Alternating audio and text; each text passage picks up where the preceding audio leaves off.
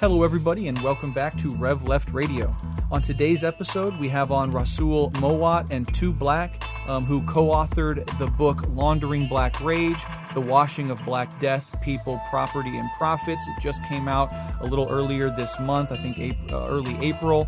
And they are on the show to discuss this book and just have an incredibly wide-ranging, rich, and deep conversation and analysis about Black Rage, about the 2020 George Floyd protests, the sort of deep materialist analysis of what those protests actually represented, the co-optive mechanisms of the state and how they kicked in during and after that protest. We go all the way back to, the Tulsa race riots in the 1920s, the massacre that ensued there, doing a lot of corrective work on a lot of the fiction and fantasy built up around that massacre and the advancing of the Black Wall Street narrative, which is a mystification of the actual class divisions and the actual concrete material reality of that situation. I found that fascinating. We talk about so much in this episode. The book is incredibly deep and rich in its analysis, and we get some of that here in this conversation, but of course there's never a substitute for the book itself. Luckily, 2 Black gave me a 25% off code for the book because the book is a little bit pricey, so I'll link to that in the show notes so people can get, just right off the top, 25% off of their book, making it much more accessible, hopefully to more people. Highly recommend people check that out. I highly recommend people check out 2 Black's podcast that he does with several other comrades called the Black Myths Podcast. It's an incredibly good podcast. I'm not just saying that. I genuinely subscribe to it. I genuinely listen to it. And I highly, highly encourage people right now to go download, subscribe, whatever your podcast app that you prefer is, to the Black Myths Podcast. I'll, of course, link to that in the show notes as well to make it even easier. But yes, this is an incredibly wide-ranging, deep, and important conversation. I could not be happier with the guests and with how this conversation went. Highly recommend everything in the show notes related to the book and their other work. So without further ado, here is Rasul and 2 Black discussing Laundering Black Rage, the washing of Black death, people, property, and profits. Go by the name 2 Black. I'm a poet, organizer, filmmaker, an author based in the Indianapolis area, and co-author of Laundering Black Rage, and a long-time listener of this show. So happy to be here. Thank you. Rasul? Rasul Mowatt. While I am a department head in the Department of Parks and Recreation and Tourism Management at College of Natural Resources at North Carolina State University, as well as a department head within the Division of Academic and Student Affairs. I'm on here today as a professor in critical geography, as well as in American Studies, looking more specifically at cities and their development and their role within a framework of capitalism. Well, it's an honor and a pleasure to have both of you on. I'm a fan of Black Myths Podcast, which I'll link to in the show notes as well. And I recently listened to your interview over with our friends and comrades at Millennials Are Killing Capitalism, a really great extended interview. I highly encourage anybody who's interested and who likes this interview to go check out that show and check out that podcast, because they always have been doing really, really principled, important work. The book that we're going to be discussing today is, of course, called Laundering Black Rage, The Washing of Black Death, People, Property, and Profits. And I think the best way to get into this conversation is to kind of give us a basic overview of this book. So can you let us know what this book is about, what you both aimed to accomplish with it, and what the motivation for this project was? Yeah, so at the core of this book is a study. I think it's important to highlight that first. It's not just a vibe or anything of that nature. It began with the investigation into how the police crushing a black man's neck and the subsequent rage it inspires. So thinking about Black Rage and others is converted into seemingly unrelated items like black capitalism, buy black, banking, diversity, representation, corporate marketing, nonprofit, grifting, and even repression, right? And we say unrelated because none of these things actually resolve then issues such as a poor black man's neck being crushed by the violence workers we call the police, or the broader capitalist interests they represent that leave so many Black people dead.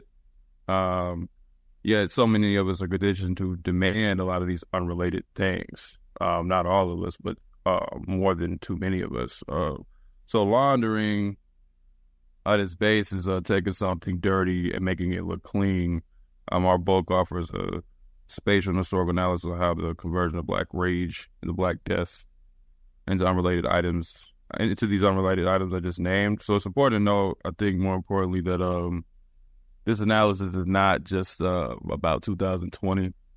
I think that's something that a lot of people try to couch the book as. 2020 is more of a starting point for us.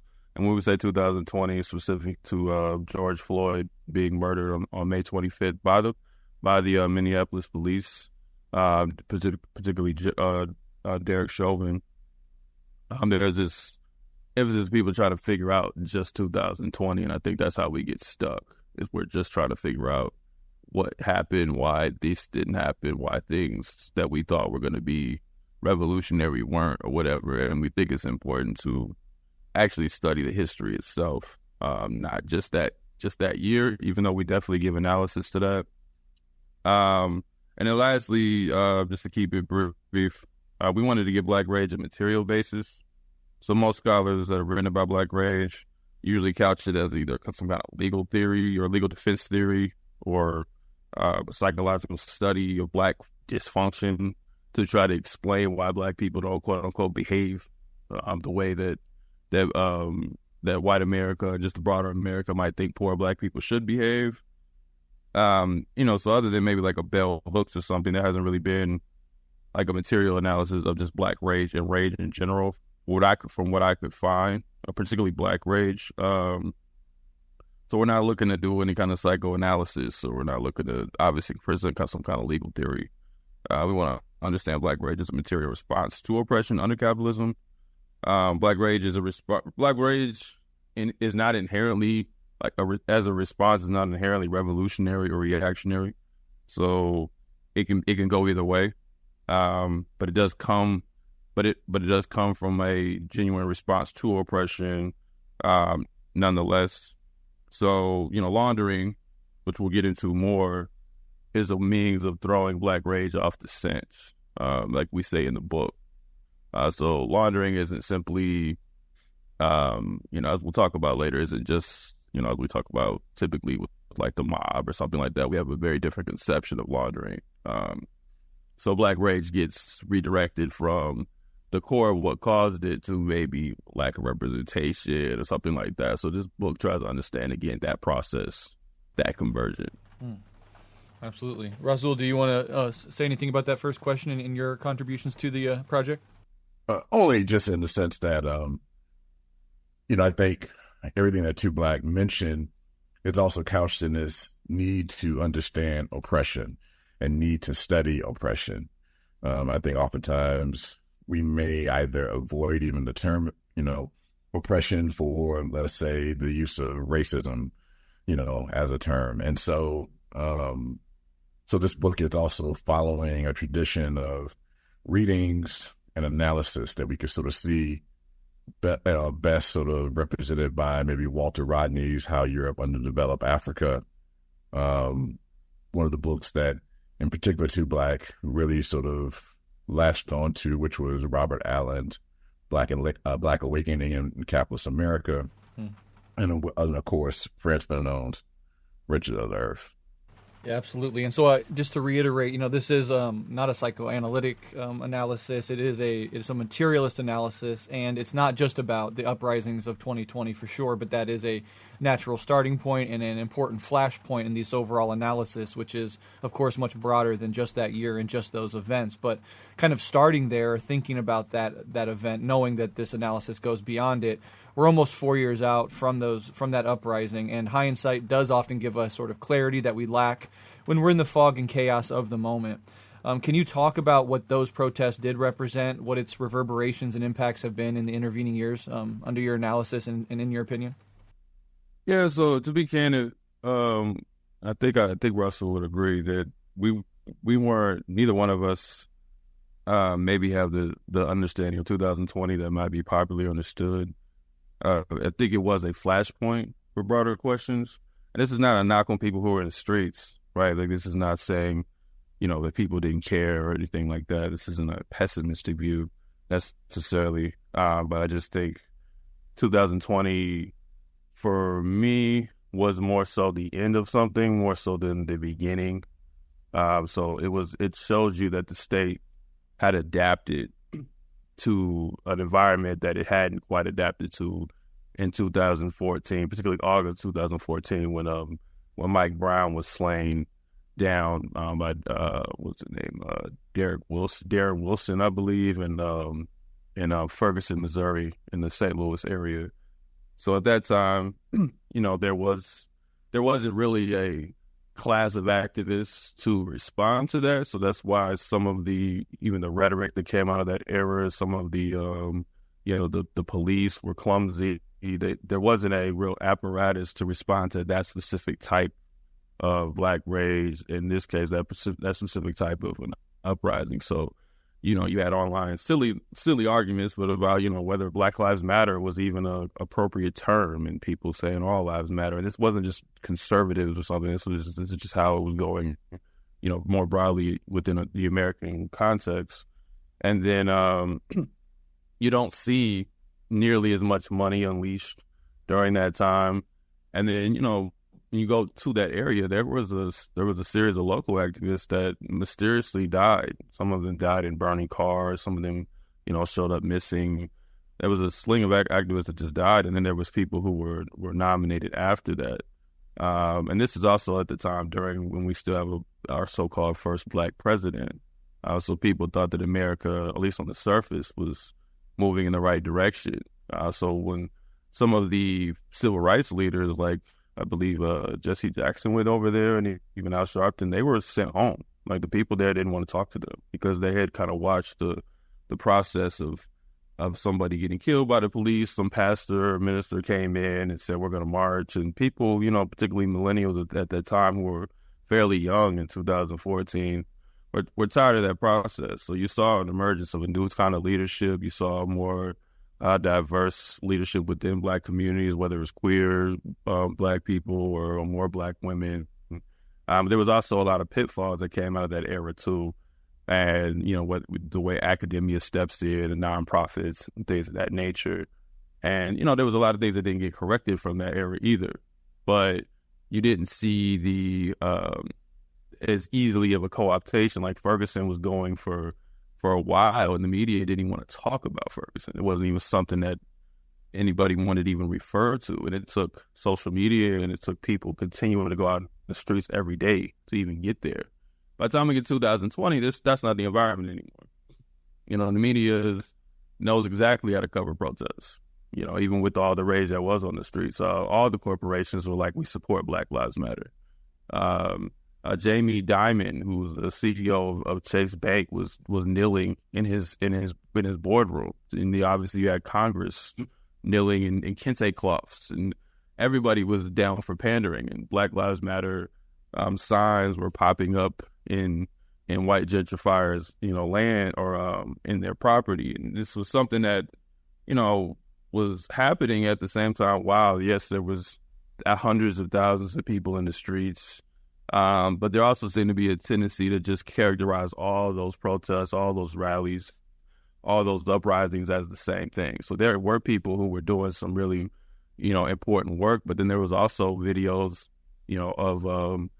of protesters taking people who were, damaging property and literally handing them over to the police, right? Like that's literally on camera. So just some of the numbers that we drop in the book. This is just to read a quote out of the book to show, like, George Floyd is murdered on May 25th of 2020. By early June, this is me quoting from the book, as contagious Black rage was charring U.S. cities in response to the enkindling police murder of George Floyd. The city capital flooded the streets to cool off the raging heat. So on the government front, the Democratic Party broke their 1 month online fundraising record, raising $392 million just in the month of June alone via Act Blue, including $115 million in the first 4 days of June, thereupon capitalizing on the rage of Floyd's murder. So there's a direct correlation you see here between, yes, there's people in the streets, and yes, police precincts are burning, and people are calling for defund the police, and in some cases even abolish the police. And on a lesser note, but I think it should be noted, make community control of the police. But while that's happening, $392 million just surges into the Democratic Party, and that was an online fundraising record at 114 in just the first few days of June, right? And even on the conservative side, the Republican Party saw the most they had raised up to that point with 131 million. That's just political parties, and we look at so-called racial equity funding within the philanthropic world went from $5.7 billion in 2019 to $16.5 billion in 2020. So again, we see the money is clearly, like, the more money is all of a sudden finding its way into the streets in response to this. Now, somebody can read that and say, well, that's a positive thing. That means that people want to solve the problem. But I think we can look at 4 years later and see that that's not the case. And then the Washington Post did a study of just how much money was pledged that they could find, at least. So the top 50 corporations pledged $50 billion to fight so-called racial inequality. And just J.P. Morgan Chase proposed $28 billion of that, the most of anyone on that list. And if you think about, you look at the front of our book, there's a picture of the Chase Bank that was burned down in La Mesa, California.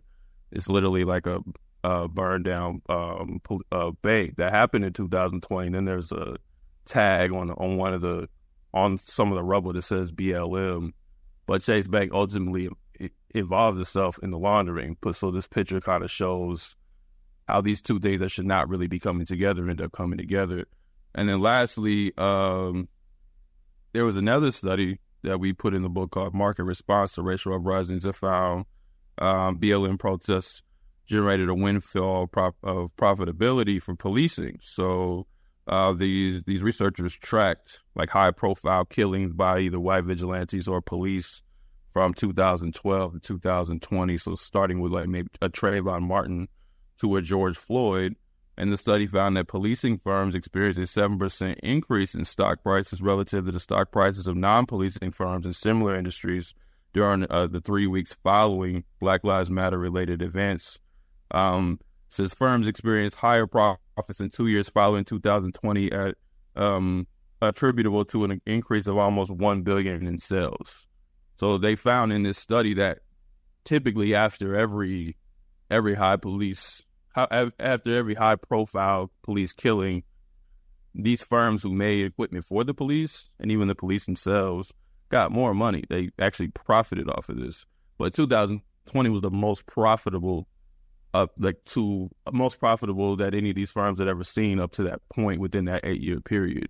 So that's why I say it was the end of something. It was a perfection of a particular type of model, as opposed to being like this moment that I think a lot of us have been taught to remember it as. And I admit that, I had my own health issues, so I wasn't able to be on the streets as much as I would have liked in 2020, but I was still very connected to organizations and, discussing strategy and things of that nature.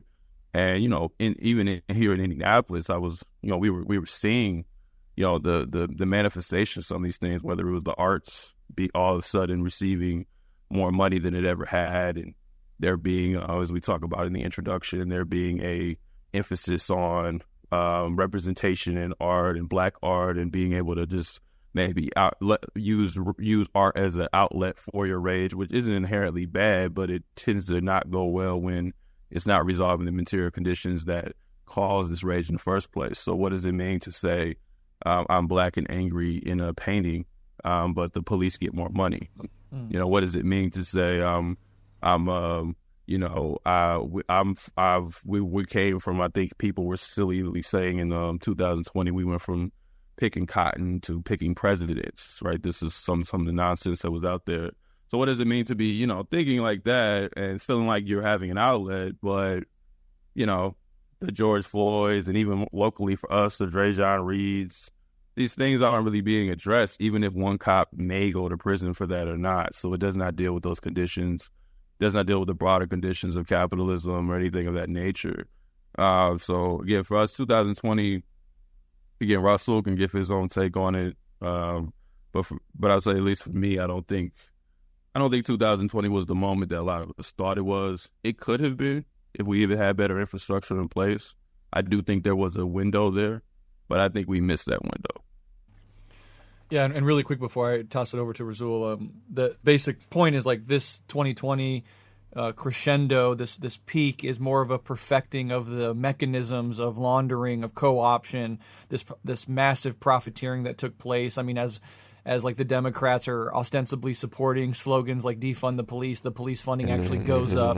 You see you see sports leagues, which are of course multi-billion-dollar industries, like the NFL, who just a few years earlier had blackballed Kaepernick from the league, putting end racism in their end zones for every game and on their jerseys, etc. And so this is the sort of analysis that comes out of actually looking at who benefited materially from this uprising, not to take away from the grassroots nature and the righteous nature of these uprisings, but just to point out how the system itself has gotten incredibly skilled at co-opting that movement and that momentum and funneling it back into the maintenance of the system overall. And lastly, where Rasul jumps in, the killings by police also went up too. Killings by Rasul can speak to that better than me, but when you look at the numbers, the killings by police went up. They did not go down. Yeah, Rasul.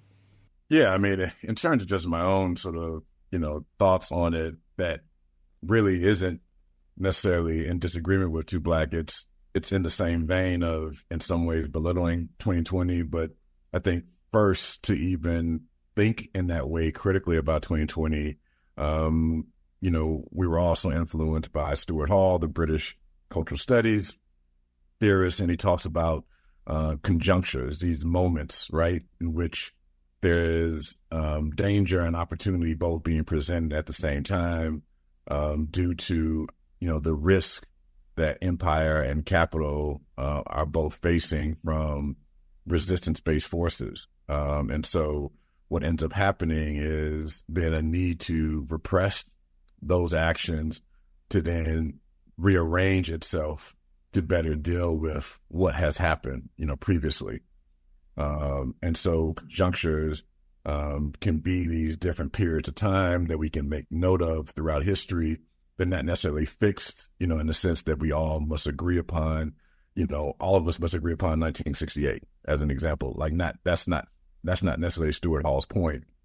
Stuart Hall is primarily just giving us the language to think more critically about historical materialism more in the present moment, right? And so with that in mind, I think it's important to scrutinize our valorization of 2020 as some watershed moment. I think we think of it as important, really, when we're honest with ourselves in two regards. One, the look, and two, the feel. The look of the numerous crowds and numbers of people that might have been at various protests and the sheer number of protests that might have been occurring in different places.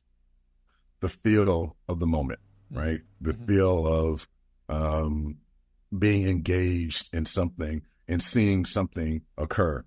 But substantively, I think outside of COVID-19, and all that came with COVID-19, whether it was the illness, the deaths, the failure of the healthcare system, the precarity of employment for many of us, it did not have necessarily more police shootings that particular year than another year previously. But of course, afterwards, they do go up, and I'll speak to that, probably later on. But the police death by knee might have been horrible to see, but not really technically more horrible than any other death that has been caught on camera, right?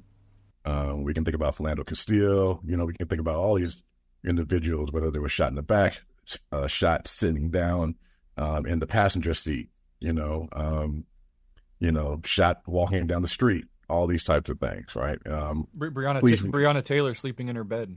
Sleeping in her bed and knock on the door. And so police-related policies didn't really change for the better. So if you go back to then Stuart Hall's conjuncture, I think it may be too early to assess whether or not 2020 was a conjuncture or an important moment. But for right now, especially in at least our analysis, it did not seem like something emerged. And if we remove COVID-19, how many people would have been really sort of connected to the moment? Yeah, the COVID-19 for many of us was the necessary removal of distractions because of quarantine, because of maybe some of us working now remote or some of us being laid off. We were also facing then the circumstances of those things, whether it was maintenance of high rent. And so people's level of dissent or willingness to dissent increased at that time. And so 2020, again, really may not be all that special. Doesn't mean that nothing happened. And just like Two Black said, doesn't mean to diminish any of the work and activities that were sort of happening, but to try to treat it as if it's, 1965, 1968, 1992, all these other particular years, 1934, doesn't mean, I don't know if it holds that particular weight. Additionally, in thinking about just the nature of an uprising, just want to, push on that as well, because we have to be honest with ourselves. An uprising truly is a revolt or rebellion, period. I mean, if we understand literature, we have to be cautious with wanting to sort of frame our own actions bigger than maybe what they may be. So the uprising it is a revolt or rebellion, but it's not a protest or a series of protests. We can't think of 2020, the year of uprising, and then attach some year that we know that there was a known slave revolt and call that also uprising. Like the words have to mean the same, right? Mm-hmm. And so while we have few examples of the occupation of space after riots that may have turned into further actions, blockades and barricades, and then occupations of space in Seattle, Oakland, Portland in particular, there was really such overall nationally uprising, and much less we can also think about worldwide. In Minneapolis, the night of, there was a clear beginning of what we may call a riot turned rebellion. But remember, people went back to work that same week. That is not what happens, in any type of uprising that we can think of at any point in history. And so I think what we had was large-scale protest action, whether it was marches and rallies and vigils. But we've seen large-scale protest actions before, whether it was in 2015, 2014, that Two Black has already talked about, various G7 protests, 1992, 1989, tied to South Africa and even before. So I think these protests still represented something, a possibility, and as Two Black alluded to, maybe a missed opportunity, a possibility of what could happen when there's no distractions in the way, and what maybe could have been lobbied for instead of the laundering schemes that we became a part of or even instigated. Yeah, I think that's incredibly important and sober-minded analysis of the events. One thing that you talk about in the book, and of course the title of the book involves Laundering of Black Rage. And in the book you say that Black Rage is a threat to, quote, the flow of capital and the established order of things, or at least it can be. Can you talk about how Black Rage is a threat to the flow of capital and the established order of things? And then maybe you could also touch on this idea of the phases of laundering, so we can get a little bit more of an idea of these laundering dynamics and understand them at a deeper level. Yeah, so if you don't mind, I want to start with laundering to kind of just so people will understand what we're talking about, because I think generally when people say laundering, they tend to think of maybe a TV show they watch, like Breaking Bad, where, Walter White takes his meth business and tries to legitimize it, or they think about somebody they know in their own neighborhood that sells drugs or does things that are labeled as quote unquote criminal. So So this may not totally be connecting with the listener if we're not clear on what we mean when we say laundering versus maybe what the popular understanding of it is. So just to get some definitions and just to and then try to problematize some of these definitions to give you a sense of where we're coming from. We note this in the book, but the basics, and I already said at the beginning of what we call laundering more popularly, and we don't really change the definition, we just expand our understanding of it. But so there's the Financial Crimes Enforcement Network out of the U.S. Treasury Department, and they say money laundering is the process of making illegally gained proceeds, i.e. dirty money, appear legal, i.e. clean. James Chen, who worked at Chase Bank at the time that we pulled this definition, explains how dirty money must, quote unquote, have appeared to have come from a legitimate source. The money from the criminal activity is considered dirty, and the process launders it to make it look clean. So the term laundering itself comes out of maybe people who would purchase a car wash or a laundromat, particularly a laundromat, and then these are high cash businesses, especially years ago, and the money would go into those laundromats that were obtained from, say, selling drugs or the racket market, racketeering, or the numbers racket or something of that nature, and then they would put that money into their business, and then that money would come out on the other side as clean. And there's 3 phases of laundering, generally: placement, layering, and integration. So that's how people probably popularly understand laundering. Again, if you watch, I'm just using Breaking Bad as a reference point, there are many other shows. You watch Snowfall, if you watch The Wire, there's this process in which the criminal, and I put the criminal in air quotes, is trying to legitimize their money or get it into the quote-unquote legitimate financial system, even though it was obtained by doing something dirty. But so there's a few problems with this definition. Again, not necessarily how it describes the process, but just maybe its categories. So if in the case of a Walter White, in the case of the drug dealer, in the case of somebody that does something, you're usually thinking that these are the criminals, these are the bad guys, these are the people that don't play the game the way it was supposed to be played, and then the rest of us are the citizens, are the regular people. We have our banks and we have our financial system, and those things are all legitimate. Those things are all sanctioned by the state, and that's where those so-called criminals are trying to integrate themselves into.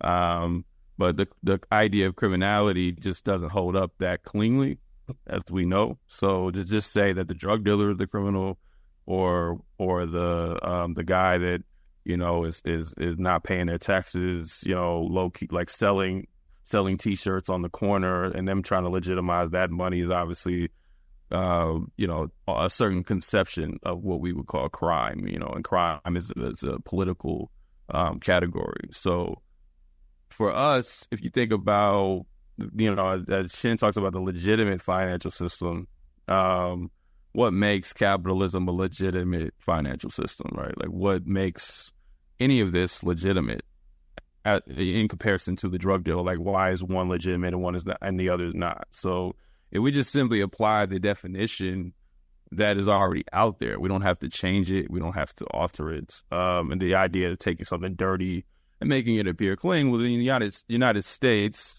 and other settler colonies as well, and other colonies in general, and empires in general, but the United States particularly, just use this as an example, has been laundering from day one. So it stole land, it stole resources, it stole people, and it conquered people, it conquered land, it conquered resources. We could easily say that is a quote unquote crime, or at the very least, it's dirty. And then it built a state on top of it, a state, and our definition, I'll get to that later, of the state is a bit more broad than maybe just, as people conceive of it, as just the government. It built a state on top of it. It built a state of affairs on top of it. It built businesses. It created land trusts. It brought in settlers to fill the land. It broke treaties. It slaughtered people. But it built all these things to legitimize it as tax collecting and a constitution in the name of a country and propaganda and Monroe doctrines and white men's burdens and all these different things that justify this as a quote unquote nation. And so the nation just becomes the front for the conquest, right? So just to give our definition of the state, and this is from Rasul's book, his prior book, Geographies of Threat and the Production of Violence, State and the City in Between it. So he says, quote, the configuration of power of government, corporate interests, classes of elites, and upper levels of bureaucratic management class that implements the ruling class's goals and aims that sits atop an accumulated economic base. So we put, like, he can speak to that more specifically, but that definition doesn't just come out of thin air. That comes out of Gramsci's conception of when he's fighting against the state, Antonio Gramsci in Italy, and he's recognizing that there's just as many private interests involved in this process when he's thinking about hegemony, things of that nature, as there are quote unquote public entities. We can see this manifested in real ways. Like I said, like to quote Walter Rodney from How Europe Underdeveloped Africa. He says sugar production in the West Indies was joined in colonial period by cocoa production within Africa, so that both emerged into the chocolate industry of Europe and North America. So all of the cocoa production that comes from Africa that then merges somewhere else is done by what? It's done through slavery, and it's done through colonialism. It's done through the theft of resources and the theft of people and the theft of land. And we can literally see it being laundered from one place to another. So the theft of someone and the theft of resources all of a sudden becomes the chocolate industry. It becomes an industry that could then be sold on the market and through capitalism, and then people can buy into it. And then you have people who work in it. You have this Gerald Horne talks about, this cross-class collaboration between, the white working class and white capital. So all of this just becomes a front for white capital, and people are bribed to work in it, whether that be the white working class in many cases, or even, and particularly nowadays, even so-called people of color, or just more broadly colonized people. You can see this going back to more ancient times, not ancient, but older times. You can see this in colonial companies, like the British East Indian Company, or even the Dutch. The Dutch East Indian Company was actually bigger than Google and Apple and multiple corporations put together. Is the biggest corporation in world history. But these entities will go to a country. They were made to do various things, but they were often engaging in they were working with pirates. They were engaging in slavery. They were engaging in colonialism, and then they would set up a city that they could then marshal those resources that they took from whoever they colonized, or they would set up a settlement that then became the colonial city, and then they would marshal those resources back to the empire, back to the mother country. And then once those companies fell off, or they were no longer profitable or suitable, the crown or the government would just nationalize those companies, and they would just take over those resources, and they would just keep it going. So you can see here how the quote-unquote crime, the bad thing, the dirty money is being washed away into some kind of legitimacy. And as this show does a great job of talking about all the different philosophical things I won't get into that come to justify this type of action that gives it quote unquote legitimacy, to where now we are at a point where the criminal is just the Walter White, or is just the black dude on the corner or whatever, and the criminals that founded the nations or the places that we call nations are, particularly left off the hook. So we come all the way to Black Rage. I just connect it all. So laundering is the maintenance of conquest. So Fanon and Towards the African Revolution talks about the colonial situations, first of all, military conquest continued and reinforced by a civil and police administration, right? So you conquer people, and then you set up entities to maintain said conquest, and then you have to keep doing conquest. You don't just do it one time, right? It continues on. That's how capitalism maintains itself. So Black Rage is a response to that conquest at the core. Like before it's broken up into other things. It is a response to that conquest. That response may be adequate, it may be inadequate, but it is a response. So we offer different types of definitions of Black rage throughout the book. They're kind of subtle. So like there's a quote from Lauryn Hill actually in a song called Black Rage. She said, Black rage is founded on blatant denial, squeeze economics, subsistence for survival, deafening silence, and social control. Black rage is founded on wounds in the soul. So that just deals more with the day-to-day that you got to deal with, you know, because of the maintenance of this conquest. I wrote Black rage, the omnipresent force radiating throughout the anxieties of the state, is a boundless threat to the capitalist order. That might sound a little abstract, but that's to get at that. You know you've oppressed people, and it's omnipresent in the sense that you don't necessarily know how it's going to pop up. Like you can't necessarily predict. You're trying to predict it, but you don't know necessarily how it may pop up. So it just becomes almost a certain kind of anxiety that kind of just permeates throughout society, because you know you've oppressed people, and you know that there will be some kind of response, and you're trying to get ahead of it. And that's where you often see the state become very repressive. And then Rasul says, because rage directs us to rage directs us to the lead in the water, the shot child, the infant biting rats in the apartment complex, the closed public school for the sake of a charter school, the ever increasingly high rents, the demolished hospital and organized abandoned neighborhood, etc. So that deals with not just what happens to you, as Rasul talks about, but also what happens to those around you. Right, what happens to seeing it as a collective experience that brings about the rage, not just that I can't get a job or I can't get an opportunity or that I've been stolen from my land or my descendants have been stolen or whatever, but I could recognize that that's something that collectively happens to you.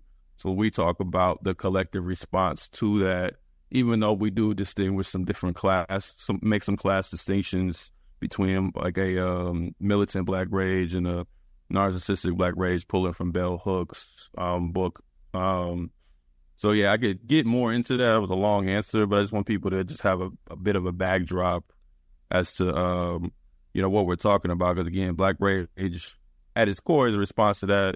But often the fronts that are built through laundering structure Black rage to where it's just it can become only aimed at that. So in the front, there's not enough Black representation, or in the front, there's not enough hiring of this Black people, or in the front, there's just discrimination or whatever, and we don't necessarily get behind what's happening at the front. And those things are all ultimately for the sake of white capital and their continued accumulation.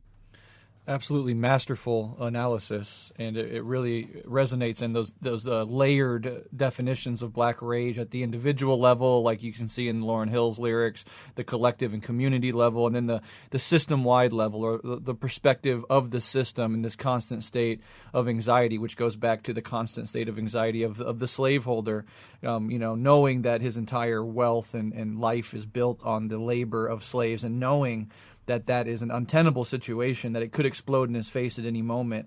That anxiety, I think, is carried through to the system as a whole in modernity, rooted in enslavement and, of course, genocide, etc. So I find that analysis incredibly deep and rich. Rasul, do you want to add anything to all of that? Very, very, very briefly. I think just to add, just a slight bit more is just the sense that rage in and of itself is a response to oppression. It's a natural response to oppression. It's not unique necessarily to Black people, but we, of course, have our own particular histories that sort of speak to ways in which oppression has manifested itself throughout history. But the important thing when we think about rage as being an opposition or a response to oppression, it's not of your own conditions. It's in observation of someone else's conditions. And when I say someone else's, not someone who is tied to you, a loved one, partner, a friend, but it is, you are so irate at what you begin to see from maybe what's done to a homeless encampment, or to, a community that has not only lost a hospital, but is now on the verge of losing a public school. And it's something that it's not common. It's not just simply anger. And it also is not fed by your own sort of personal sort of stake or claim within the conditions of oppression, because I think oftentimes our own sort of position within oppression can cloud our own judgment and cloud our own sort of responses to what is going on, right? And that either propels us to either not do anything, or it may propel us to only do things for the sake of ourselves or the sake of those that are closest to you.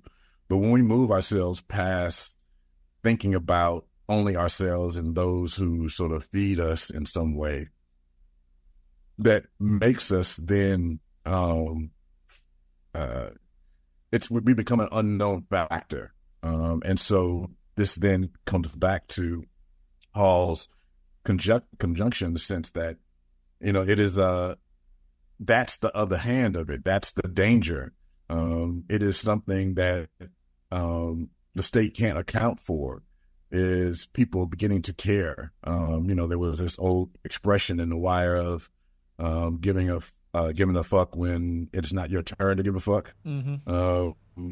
And that is at the heart of then this aspect of rage. It is, you're calling up something innate in you because of what you see is being done to another.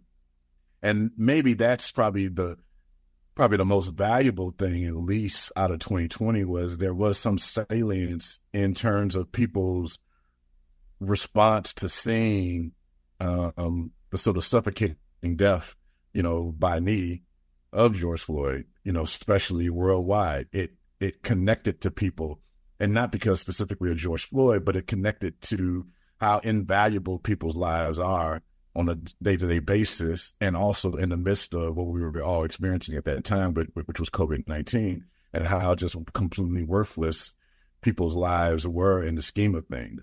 And so again, I just want to add that little nugget in there, in the sense of that's what it is.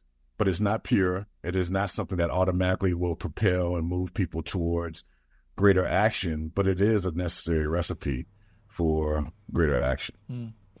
Yeah, if I could add one more thing also, I think to kind of add to that, I think we do try to wrestle with some of those distinctions that Rasul talks about, as far as like the rage, that the militant rage, we use bell hooks briefly, but I think we try to build on it with other sources. But the militant rage of the masses and then the narcissistic rage of the black elite. Now, when we understand this class distinction, it's not necessarily the people themselves, but also can be the aspirations. So you can have even poor people who have very, bourgeois aspirations. But in general, like it's not an exact rule. Just want to say that first. But in general, as you move up the class ladder, as you become a bit more comfortable, it's easy to be more consumed with the kind of narcissistic version, or this what's happening to me. I'm the only black person in the room. White people don't want to recognize me and my field, and you become very engulfed in what's just happening to you. And we've seen that, just to kind of and somewhat set up for the next question, but we saw that some of that is what ended up taking place. Is a lot of folks who didn't feel they were represented, or they had gotten their just due, and this became an opportunity for that in 2020. But that's not just a 2020 thing. That's when as we study historically throughout the book, you see this all the time. I mean, I think one of the first times I was really confronted with this reality, at least through literature, I've seen it in life many times, was in Fanon and Wretched of the Earth, The Pitfalls of National Consciousness. And he deals with the national bourgeoisie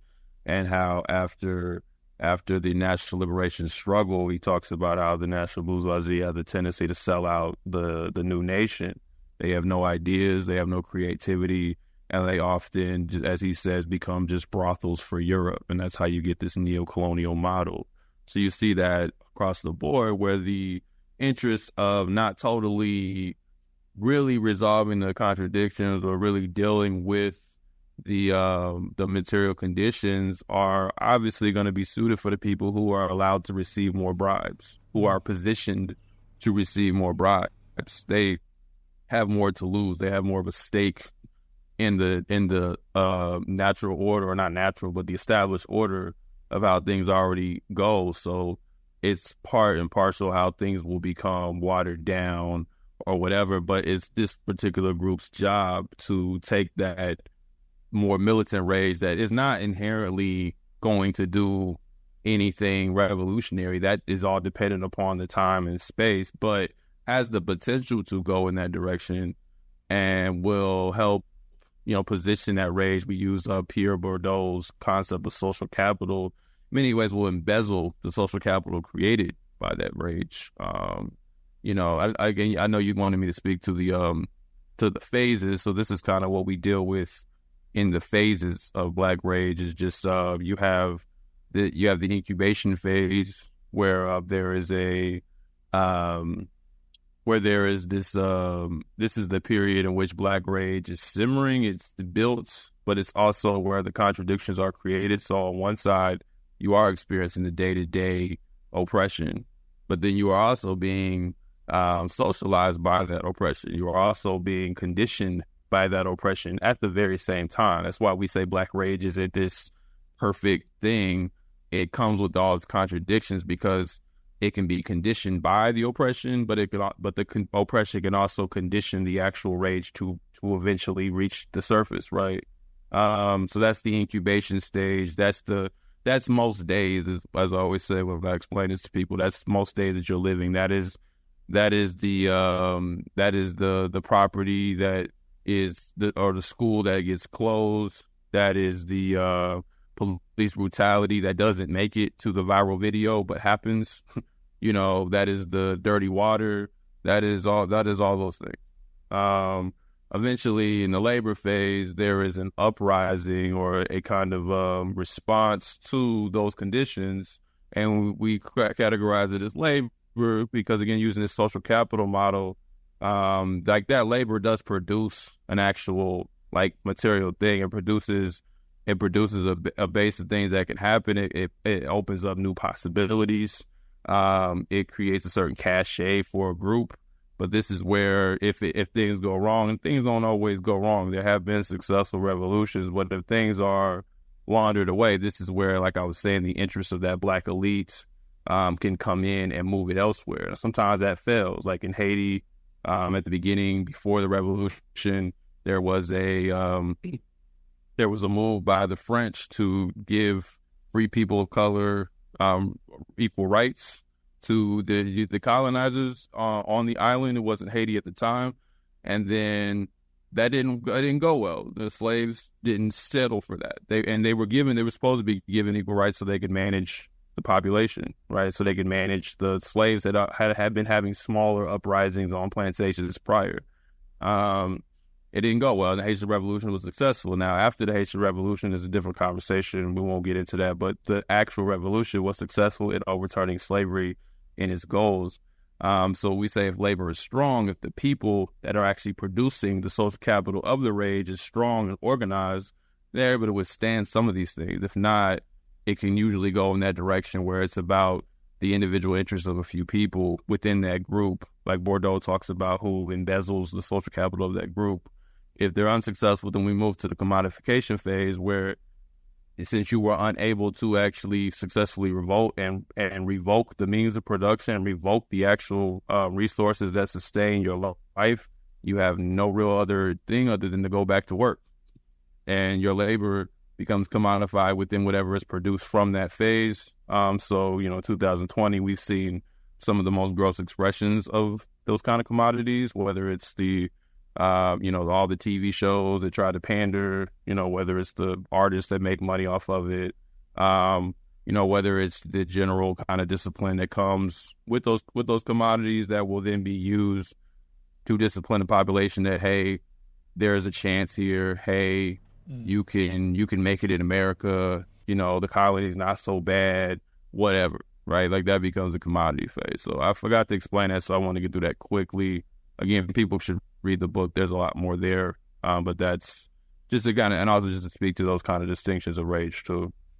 Yeah, it's incredibly important. And of course, an interview like this can only cover some of this stuff. And I highly encourage people to actually go out, get the book, support the authors, and dive deeper into this stuff because it is endlessly fascinating. And I think an incredibly deep level of really important analysis that's only going to continue to gain importance as I think this broader crisis within American society continues to play out.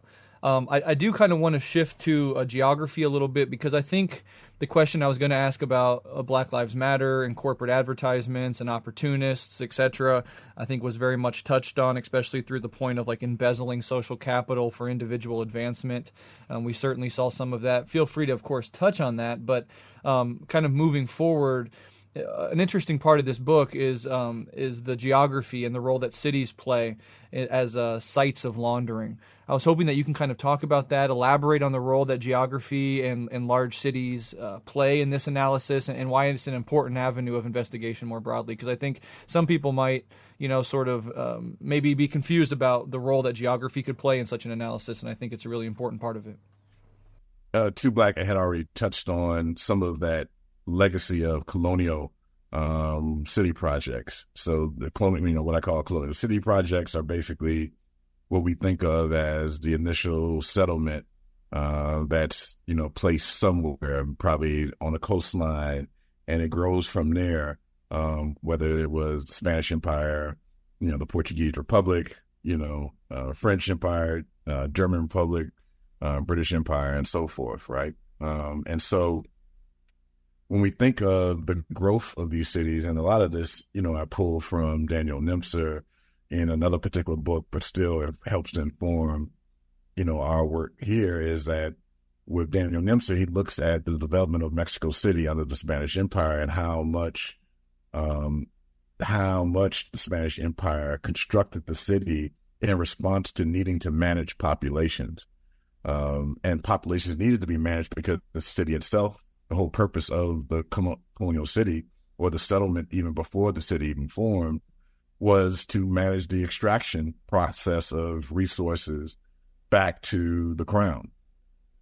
Something was mined, and in the city there was either refinement or packaging, and then it would leave the city on some state road and go towards some pier and then be shipped off. And then cities grew from there to create infrastructure around the lives of the people who were in the city, working the city in various capacities. So whether it's the different types of residency that people needed to sort of, dwell within, the lifestyle based offerings, whether it was the barbershop and the religious center and so forth, the marketplace. So when we get to laundering, it's just a part of continuing that process of what the cities are for, which are for extraction, right? And so I know that may be a bleak sort of understanding of a city, but nonetheless, that's how we're sort of contextualizing it. And so not only does the city erase the indigenous presence that was, there by nature of sort of squatting on that territory and then expanding outward, but it also then brings in those indigenous populations and converts them from whoever and whatever they are to becoming subjects and being named whatever the crown may see themselves needing to name them, whether it's savages, Indians, or whatever else have you, right? Mm-hmm. So that by nature is the oldest laundering scheme that has taken place, and how the cities have remained and remained and remained. Interestingly enough, of course, in the United States, it's not just that these cities, took shape and were formed, but so many of them are actually, corrupted sort of names of indigenous names, right? And so it's some way of sort of saying what was there, but will not return in many ways. So it's a different way to think about cities in a way that we oftentimes do not think about it. Because, in fact, we usually think of cities in 4 different ways, at least 2 of which are probably the more common. One, that cities are sites and locations of opportunity. And again, this is where, we've seen the ongoing list of the top 10 cities for growth and the top 10 cities for, affordable rent, and top 10 cities for festivals, and the top 10 cities for summer travel, and these types of things. These cities are then just these simple things for personal opportunity that are framed in a certain way.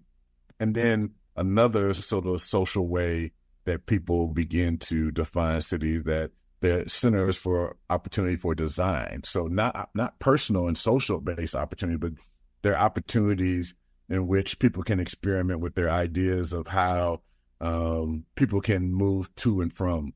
So this is where electric buses and green roofs and a number of different sort of projects are sort of instituted upon the population changing ways in which people move, from work back to home oftentimes without their own consent or input. And so these two things are oftentimes what are dominating our mindset of cities, as if we know that they're governed, but in a sense, governance is hidden in our day-to-day lives, if that kind of makes sense. And so this is then where the two other sort of points of view of cities are become important, because then they provide some measure of criticality on those other two. Cities are conflict zones where strikes and riots and rebellions constantly are happening. Homelessness is present. Gentrification is present. Displacement coming from gentrification may be present. So cities are then, again, these conflict zones that are happening. Sometimes that could still be, there could still be some issue in just seeing them as conflict zones, as if the conflict is a surprise, but actually it still at least is something that says that we know that the issues that we see are not just social and not just political, but they are grounded in the spaces in which we inhabit.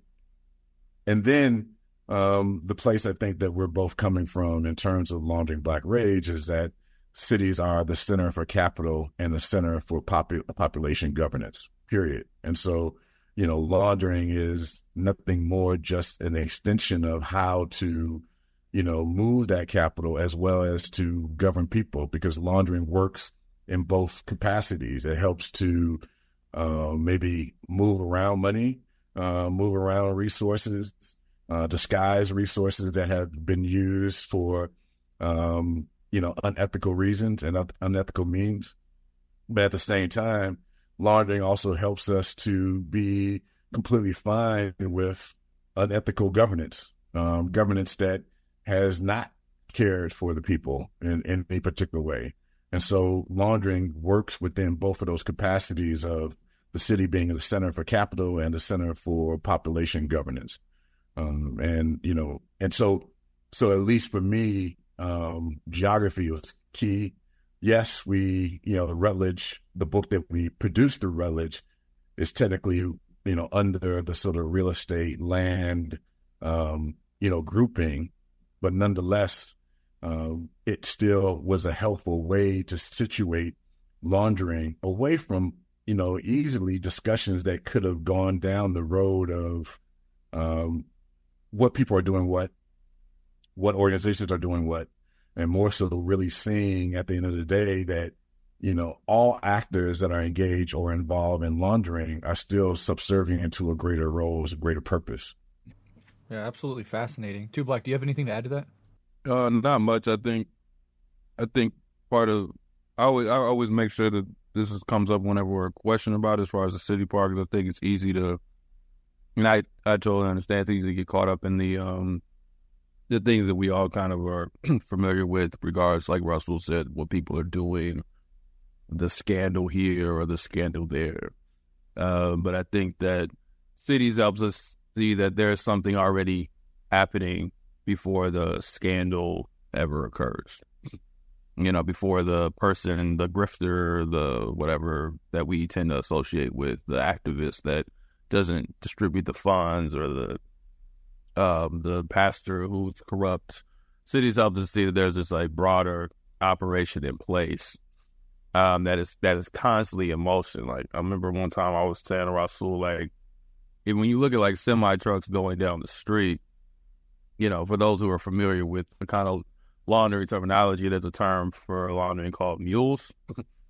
And those are the people who will drive the drugs maybe across state lines or whatever the products are that are being, you know, that are quote unquote illegal.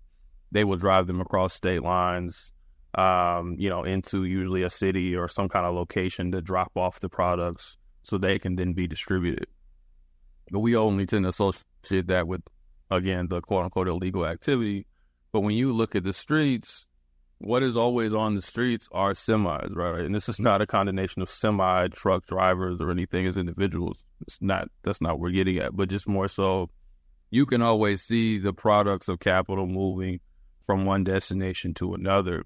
And although these people can be on highways and stuff of that nature, even roads and highways are all built and circuited to come into a city where things will be dropped off and then distributed, you know, to whomever, whether it's something that consumers bought, that, you know, that's for another business or things of that nature. That might seem real, you know, it might not seem like there's any real threat there or there's anything wrong with that, but that's part of what cities do, is they just make that seem like a natural order.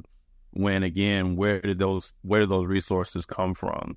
You know, the stuff that, like we talked about, you know, if it's a thing about like with the Congo, where does the Coltran and the cobalt that goes in that powers the battery in your phone come from? So someone has to dig up that mine, get those resources, refine it, and then it ends up on a semi truck somewhere that delivers the phone to your door, right? Like, it's very much built like that. But cities are the best instrument in helping helping with that extraction, right? And when we think about even with labor, you know, when we think about Rasul does good work on like the spatial conception of racialization. So you have certain populations that are set up to be in certain parts of the city. And so even like businesses and corporations know to recruit from certain neighborhoods and what kind of jobs they usually want those type of people to do, you know, quote unquote, air quote, type of people. So it gives you a sense of of a division of labor and just how to organize capitalism. And if you didn't have cities, if you didn't have geographic, physical locations, a lot of the things that we tend to maybe notice that are you know, usually bad or ugly, you know, are often a result of living in a space, living in cities, or living in living in spaces that are policed, spaces that are, you know, governed by certain policies. Like, this stuff doesn't just come out of thin air. So even the police, coming all the way back to George Floyd, being there on that day to show up and do what they did to him, just to step on his neck, to, you know, to finish off his life and to murder him, that is a construction of a city that deploys police to an area like that, that says, oh, if someone robs someone in that area, allegedly, you know, that's already a person that we've been taught to believe doesn't really deserve much humanity, versus if someone had counterfeit money in a different area of the city, not just the race of the person, but in a different area of the city that is a little bit more wealthy or prominent. The police don't even show up in that manner. Mm-hmm. They don't even show up with that kind of energy, typically.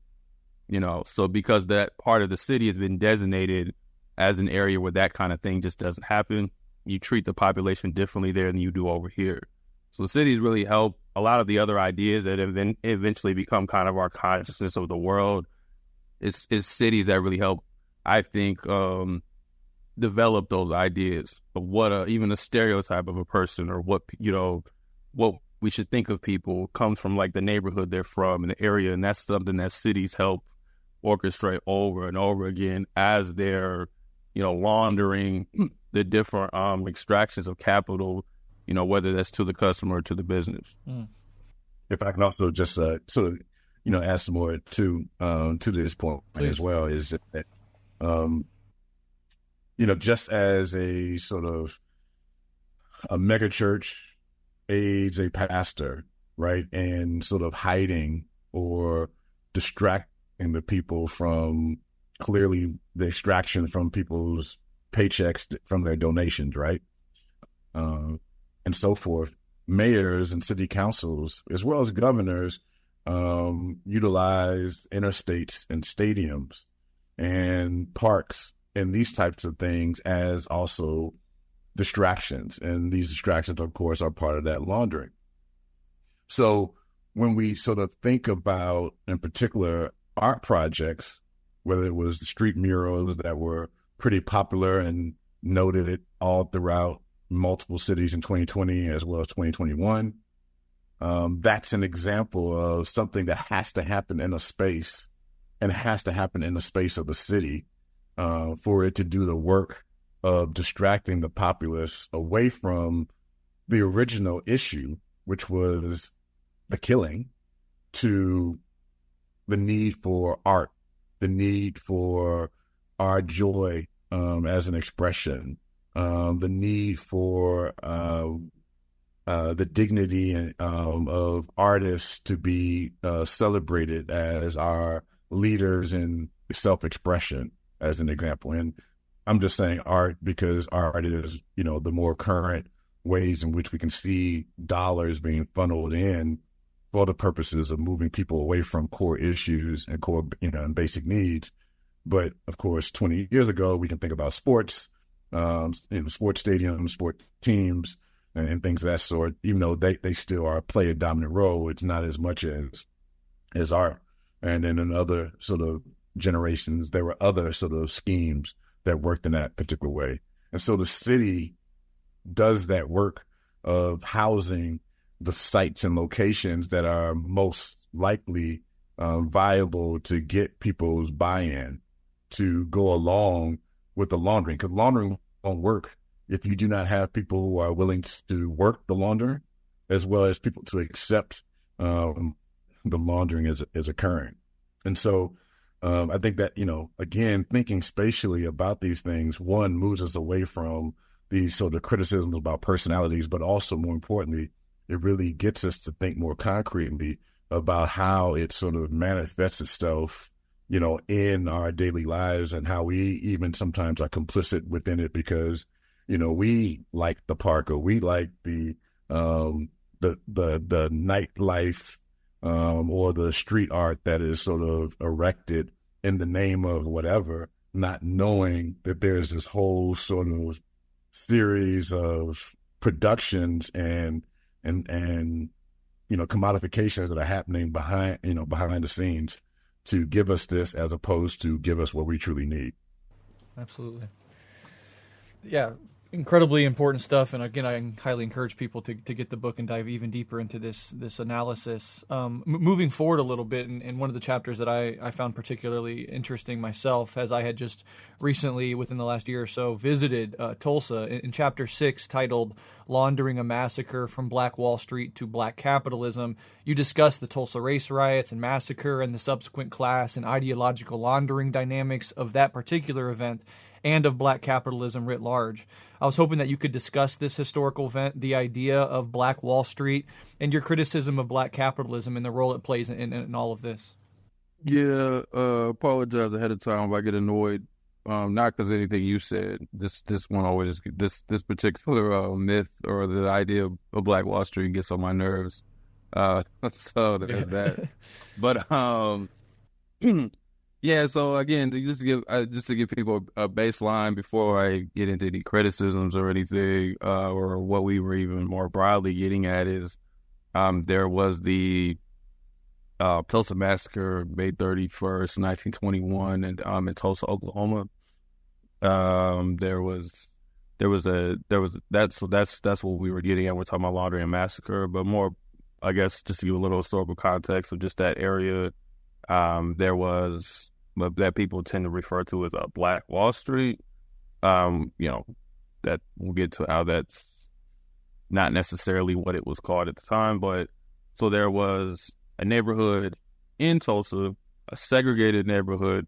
It's important to say, where black people lived, and I think it was one of three neighborhoods, and that was the biggest neighborhood in Tulsa, Oklahoma.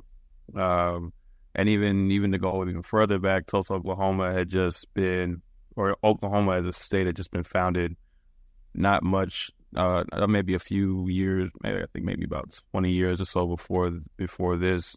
It originally, there was actually a pact between indigenous people and black people at the time to try to make it a socialist state. And I think Robin Kelly talks about how the flag, a red flag, cannot be flown in Oklahoma anymore because of that, to just give even a broader history of it. But to come back to Tulsa, so yeah, there's this neighborhood, Greenwood, and then within this black segregated neighborhood, there is a much smaller business district within this neighborhood.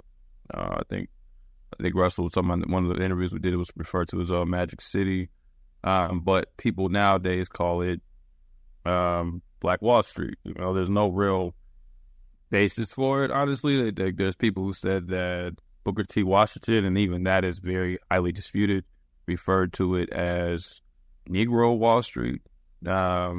And Booker T. Washington was another, again, for those who don't know, was another, or was a prominent black leader, for better or worse, during that time. But so there was this area called Magic City by the people, I believe, and then also, but it gets referred to in our era as Black Wall Street. And there's myths that start to emerge about this area called Black Wall Street. But if we pull from like what Rasul was talking about with cities, this is just an area within a city, and Black Wall Street is positioned just slightly off of downtown Tulsa. So on the day of the massacre, May 31st, 1921, there was a black young man named Dick Rowland, who was a shoe shiner, and he was accused of raping a white girl named Sarah Page. He was shoe shining in a building that for white folks, and then he had to use the bathroom. So you weren't allowed to use the bathroom in that building because he was colored, quote unquote. So they had a colored bathroom that you had to go across the street for, which is ridiculous in and of itself. But so you had to go across the street to use this bathroom. And back then, elevators had people that manned them. So the white girl, Sarah Page, was the person manning the elevator, and allegedly she screamed, and then he was accused of rape. The Tulsa Tribune has the headline shortly after that, nab Negro for attacking girl in elevator. So now all these white citizens, march down to the jail downtown, and they're ready to kill Dick Rowland for allegedly raping a white girl. There's no evidence that he did that, but as many black men during that era, it didn't matter if there was evidence. So there were World War I veterans, black men, who went downtown, with rifles and shotguns to defend him from this lynching. And this happened. They went downtown twice. Once they went downtown the first time with a smaller unit to check on him, even offered the police who were trying to protect Rowland at the time, at least one of them were from the citizens, the white citizens swarming the building. They were trying to protect him. They offered that they would protect him as well. And then they eventually come down later. About 75 of them come back as even more of a crowd had emerged, because all the white citizens had, went home. They grabbed their liquor and they grabbed their guns, and more of them had shown up for this fabricated story of rape. So when the black men went downtown, again, these are veterans, and they went to defend him. They got into an altercation with the white folks outside of the building. Several shots went off, and then from there, the white folks went from, we want to just kill Dick Rowland for this made-up rape, to we're going to kill all of them, or at least we're going to try to. So there was Tulsa police acting as special deputies, and then there was white volunteers who wanted to act as police, and they were this is according to the report on the Tulsa massacre, were saying to each other, get a gun and get a nigger. So outnumbered 20-1, the black men who went downtown to try to save Roland now were racing back to the neighborhood of Greenwood and were, racing back because they were being chased by these white folks.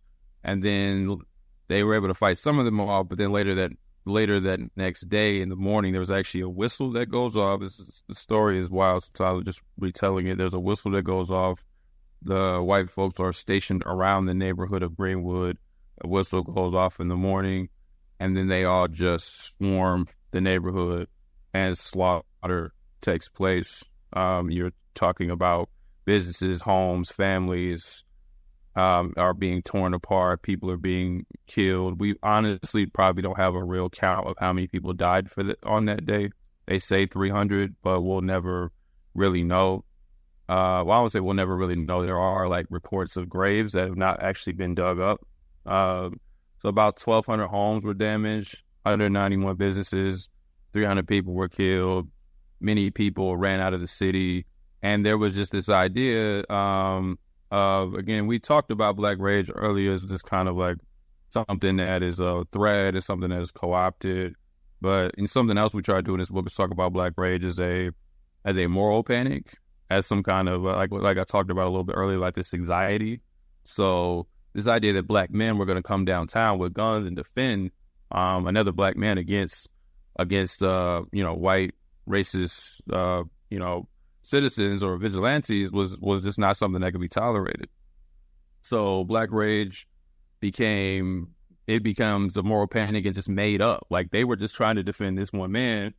They took it, and the rumors spread that all these black people were rising up, and that the black people from other neighborhoods and black people from other cities were going to descend, and there was going to be this Negro uprising against white folks. This is totally a fantasy, but often Black Rage, from the perspective of white people and perspective of even capital, can be totally obscured and made up. So it doesn't just mean. So we talk about it obviously as a response, but then the response can be made up as this response to oppression, but the response can be made up or fantasized as this, they're going to kill all of us. We've seen them do this with the concepts of what happened in Haiti, and they tend to want to focus on the violence. So is that there's just these bloodthirsty black people who have no intelligence or sensibility to their race. They just want to kill the next white person that they see, and that's also a way of ramping up repression and things of that nature. So that's what actually happens, is that black men come downtown to defend a young black man from being killed for being accused of rape, and then the white people overreact and decide to burn down an entire neighborhood, and within that neighborhood are businesses. But somehow that story becomes a story about black wealth that was destroyed, and these black people that had this utopia, almost this Wakanda city, that white folks were jealous of and they took from us. So the story of resistance is totally left out of it, or it's minimized, and we focus on this black business district. That once you actually look at the statistics, you find that most of those black people were poor, just like most people during in 1921 were. 95% of them lived in subsistence housing with no plumbing. And there was a very elite class of black people who were able to benefit from those businesses. Most of those black people worked for white people. They did not work within this neighborhood, this kind of utopia, self-sustaining black neighborhood. That's not what it was, even though it's often told that it's that. And Tulsa was a city of that had an oil boom, and black people often worked in the service industry for the people who worked in the oil mines and things of that nature. So there was no black utopia. The quote-unquote black wealth that did exist was primarily gained from the fact that it was a segregated neighborhood, which if you are a business owner in a segregated neighborhood where people are not allowed to shop elsewhere, you have a monopoly on that population, and you're going to be able to make a little bit of money on the side. where you're going to be able to, create a bit of wealth for yourself. But that's tolerated within the colony of the United States, or in this case of Tulsa, Oklahoma, because you are servicing the people that we need to work in the service industries, the maids, the janitors, the shoe shiners, the people of that nature. You're servicing those people, so we'll allow you to have a little monopoly on that, and you can have your businesses and things of that nature, because that doesn't really threaten us. Now, when we study more closely, we also find at the time that, white folks have been murdering even their own people, as far as like folks who were labeled as criminals or whatever. And there was also a drop in the price of oil, I believe. So there was some economic anxiety there, where if I don't like the term economic anxiety, but that's how people would describe it. So the history is a lot more complicated, but it gets updated today to be about Black people returning to this era where we have these Black Wall Streets. And this comes out, the reason we focus on it, one of the reasons, this emerges right after George Floyd is killed and the uprisings happen. One of the ridiculous ideas was, let's focus on Black business, and if Black people can make some money through business, then we can possibly. I don't really know what the logic is. I think we wrote it's the idea that we can somehow buy a George Floyd out of a chokehold. Like we can accumulate enough wealth, we can liberate the George Floyds by having businesses. And it's an absolutely ridiculous idea, because Black businesses have no real impact on the economy. They make up about 0.3% of all receipts. So there's no real impact. They don't really help most Black people. They're usually people that have side hustles. Most Black businesses don't have any real impact. In fact, Black businesses, you take all Black businesses and put them together, all Black businesses that exist, they have less revenue than Walmart has as a company. Just to give people some perspective on just how small they are in the grand scheme of things. And then there's this idea about Black banking. Again, and Chase Bank, who's on the front of the book, has more wealth than all not just Black banks, but all quote unquote minority banks put together. Just Chase Bank alone made more money in a year than all those banks did put together. So monopoly and oligopolies and capitalism ultimately run the day, and there's no space for Black businesses to flourish, even if you believe in that kind of thing. But somehow the overall idea of Black capitalism, whether it is banking, businesses, or that nature, becomes the selling point. Like we tracked how Black Wall Street had more search. It had been searched, that term had been searched more in 2020, 2021 than it had ever been searched before by Black. An idea that Black people should support Black businesses, and white folks who feel guilty about it should support Black businesses too, was searched more in 2020 than it ever had been before. So as someone is being killed by the police and people are angry about, enraged about that, we're telling people, we should just go buy Black. And that will resolve the problem, even though Black businesses and Black banks and have no real shape or control over the material lives of most Black people. And even if they do, they tend, as we see with Tulsa, they tend to benefit, a minority of business owners, as capitalism does in general, and it's a very just paternalistic and I think, insulting suggestion that we should focus on Black business when someone is killed by the police, and it gives everyone an easy out. It gives the Black elite an easy out, and it gives white liberals an easy out to support Black business and say we gave money to it, and we all can walk away like we did something about the problem.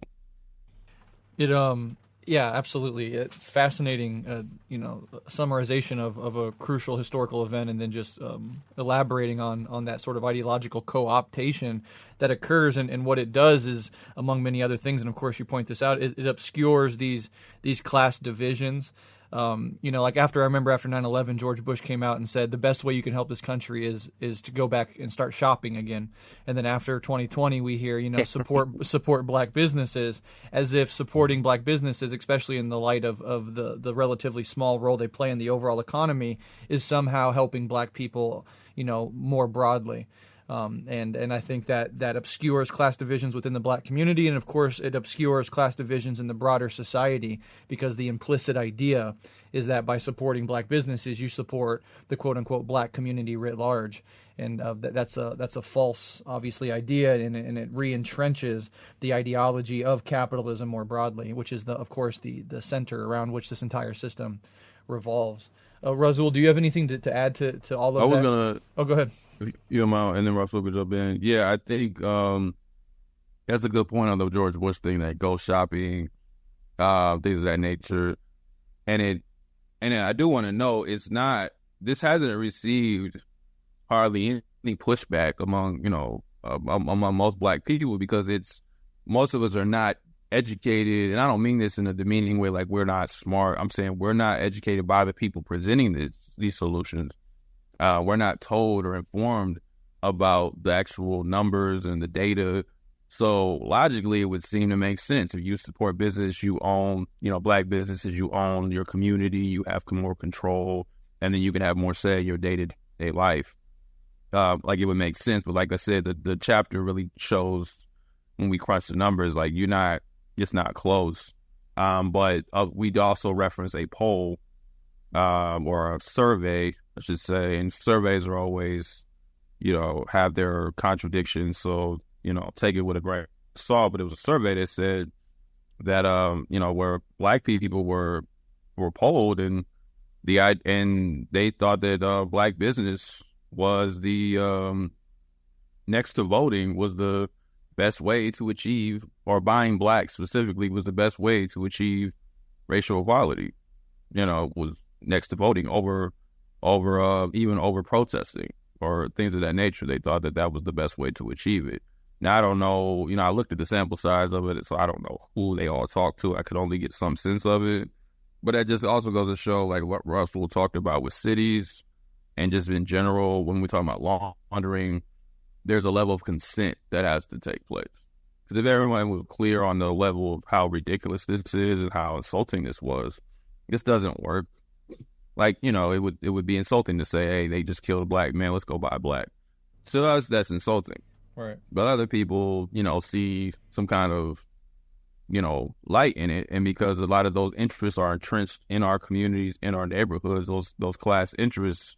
And then there are people who, even if they are not a part of those classes, or have been given a propaganda that makes them wants to aspire to be in those classes. It tends to make sense. And it's an easy thing to unite upon, and nobody's threatened. Nobody has to go out on the streets. Nobody has to put their life on the line.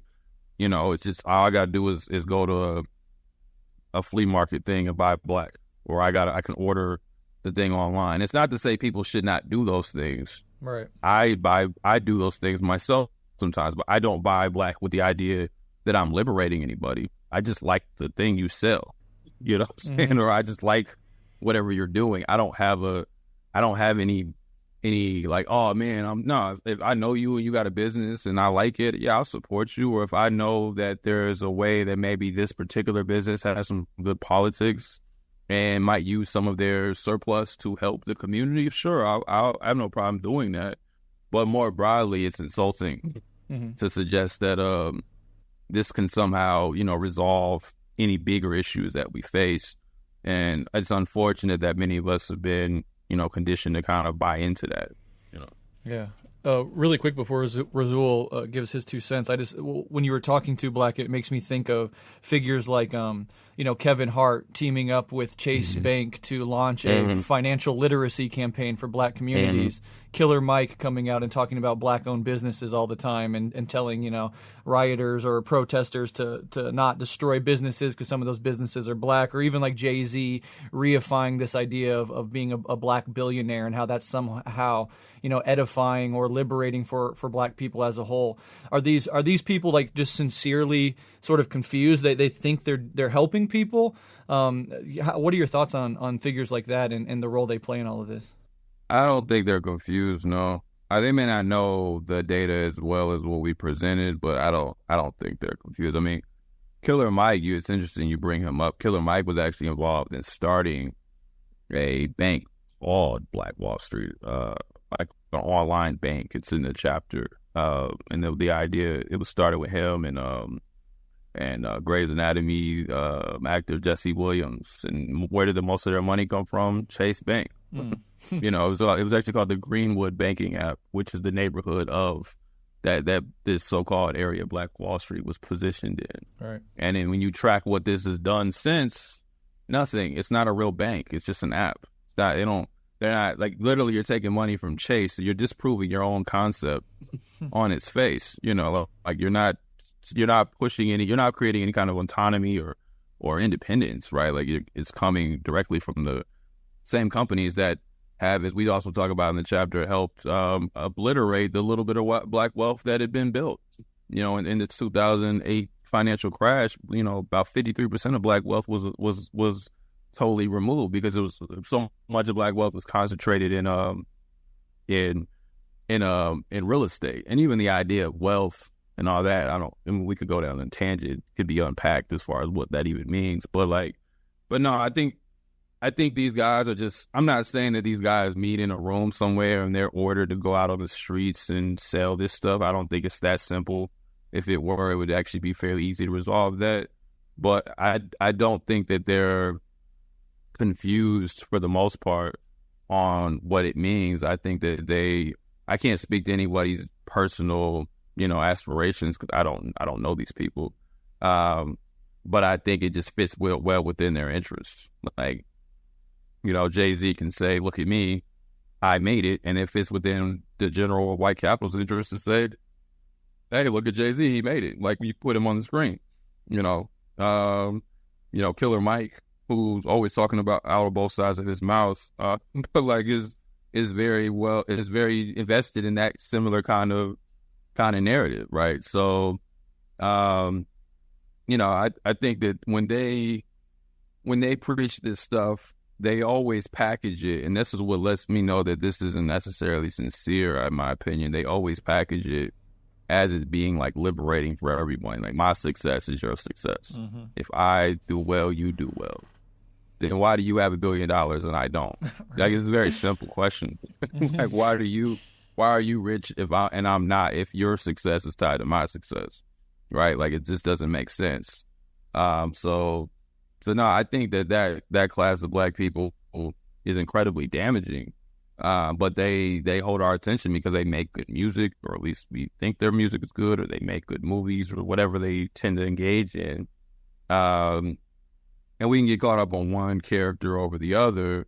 But again, I think it's better to think about the class, and even coming all the way back to cities, to think about how, these interests are situated within our daily lives.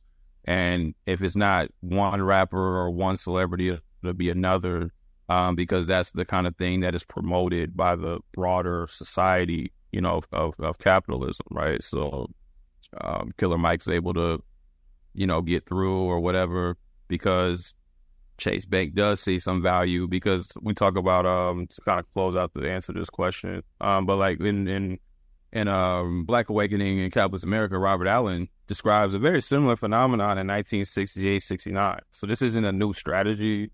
You saw the same kind of thing where, at the time, you was different sets of corporations because, they were like Xerox and things of that nature. They all, decided to funnel a bunch of money into Black businesses, right? And they called it Black Power.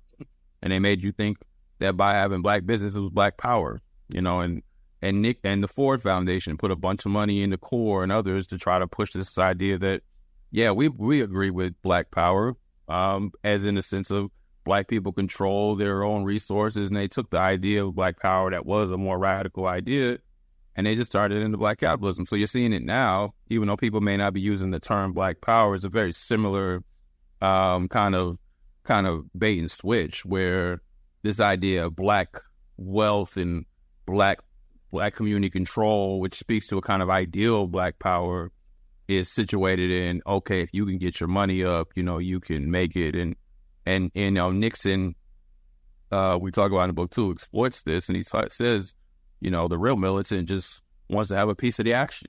He doesn't want to burn anything down. He just wants to have a piece of the action. So basically everybody's just mad because they don't have a piece of the action. All right. So that's that's been a long strategy of trying to push this. So they just roll this shit out, whenever necessary. And there's always people willing to buy into it. And I think some of these guys do actually believe this stuff, but that doesn't make it any less harmful. All right. Yeah, great point. Rasul, do you want to add anything to any of that?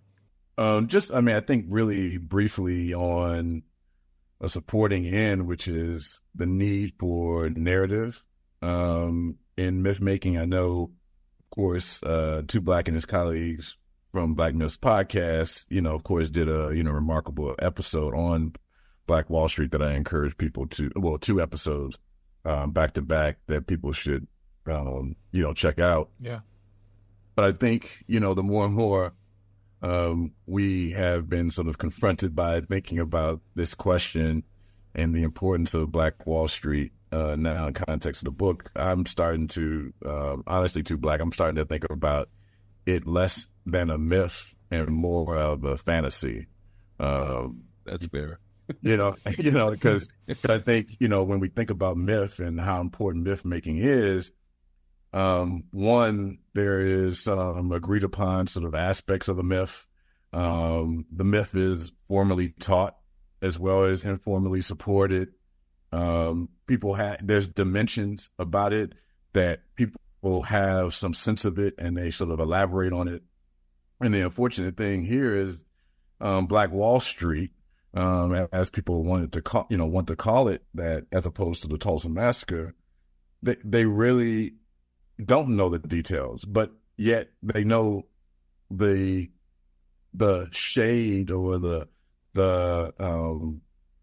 sort of the under the carpet shape of the body of what Black Wall Street was, to then be able to then expound upon it and exploit it for whatever particular end.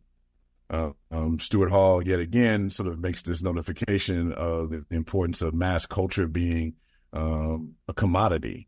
And it's important that that's part of our, phases of laundering is commodification, right? And so how is a process developed to produce that commodity? And then who is the market that commodity is being prepared and made for? And so when we think about the fantasy, not even the myth, the fantasy of Black Wall Street, we see, the graphic novels that have been made, the random episodes of TV shows. And I don't mean just even HBO's The Watchmen, but I mean random shows, because of course in the book we use an image of an episode from The Equalizer with Queen Latifah in it. And it was connected to Black Wall Street. They were supposed to do an investigation about stolen goods from the Tulsa Massacre. So it appears in all of this fiction. I had this on the task of reading the number of books that have been published. And ironically, you see this time period where it's like late 90s, early 2000s, just a very handful of books. And then there's an explosion of books from 2018, 2019 to the present. And the vast majority of these books are self-published. A lot of them are children's books, and then some of them are fictionalizations, so making up a person who was 7 years old and what was her experience from fleeing, or a person who was 30 and in the process of getting married and what was the experience of losing their partner. So it has blown up into all these things, and it's not that they even depart from the truth, which a myth would do. They never were even grounded on even any aspects of truth. You have cases in which in these books, literally, they treat Greenwood as a suburb of Tulsa, as opposed to inside Tulsa. And I mean, I have to be honest, like before the internet, and I remember, when I was an undergrad, just to age myself, I remember being given a sense of it and taking on a sense of it, not, being as if it was a suburb and not actually even and so this is has been developing for some time. Yeah, I used to, just real quick, I used to think it was a entirely different city. Yeah. Like you said, like a suburb or somewhere else. It wasn't even in Tulsa at all. Like that's how it was given to me once upon a time. And this is not like our mistake in understanding. Literally, this is what was conveyed. And so that's why you can't really see it in the present day, because the suburb no longer exists. But, you know, that's not grounded. That's not departing from reality. That's not starting in reality and then just kind of like taking a turn. That's never starting in a particular space. If you understand it to be close to downtown, then you do understand the labor relationship to that district to then the rest of the city. It couldn't be independent. I mean, no neighborhood really can be independent anyway, but it really couldn't be. Anything that's proximate, especially to downtown, is in service to downtown. That's the whole point of the proximity to downtown, especially at that time for most cities in the United States. So many Black communities were close to downtown because that was the labor for the hotels and for, other types of, industries. Was, still to this day, you can walk by downtown at late at night and you have a bunch of, typically older Black people, Black men and women who are working as security, at the front desk, while the whole building is either dark or lit up with some custodial service worker going from, floor to floor. But that was the case back then, and so there's this experience need of fantasy to develop. So it doesn't then service a person to like determine their own self-worth by using this history for self-recognition. By moving off of fantasy, you never are grounding yourself in any, concrete material reality. And so all of these types of fictions just continue to build upon that, creating, an inaccuracy on top of an inaccuracy and on top of an inaccuracy. When we sort of get so many of the details about the fantasy, about the wealth, it's not grounded, as, Two Black has already articulated, in any factual evidence of the census data. And it doesn't result in the complete destruction. 10 years afterwards, it pretty much came back. And so we robbed ourselves of then this story of working class people building theaters and taverns independently of having considerable wealth. That's a more remarkable study, sort of study and sort of story, as opposed to this sense of, a whole bunch of people who are Black happen to be wealthy who lived in the area. We have accounts from people who were interviewed 10 years later for the report, one of the earlier reports, who he himself, he was Black, he was wealthy. He, in his recall, mentions the things that are now part of the fantasy, the air attack, with the bombs being dropped. No other person sort of really comments on bombs being factually dropped. Planes, yes, definitely flying. Not everybody is 100% sort of, indicating that shots are being fired from the plane, but there's some people do make note of that. But this one person is the one that, makes these sort of, creative, additions to the story, because he's a property owner in the area. He was not a part of the veterans group that went to try to deal with Dick Rowland. He was, holed up in one of, his properties, looking to try to escape to another building, for his own safety. And he's also the one that also creates this, myth of the poor whites were envious of this, wealth gain of this community. There's no other reporting of it. There's no white testimony, that had ever spoken of before or afterwards, indicating some sort of, this is the basis for why we did this thing. This is what we perceived of this particular community, and so fantasy is so important, and mass culture in and of itself is such an important thing to commodify, because people are not going to push themselves to know the detail more. What Two Black was mentioning about the numbers, that's something that people may need assistance to get and to gather.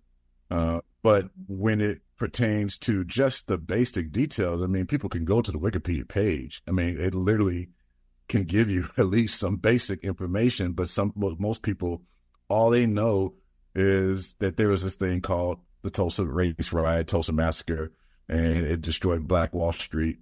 If you press most people, they can't give you the year, much less the month and the day. And so, again, I just want to add that little sort of, point to this, is that so much of this is dependent upon these things. And then it plays out in relationship to the other continuing narrative, especially in some of these books.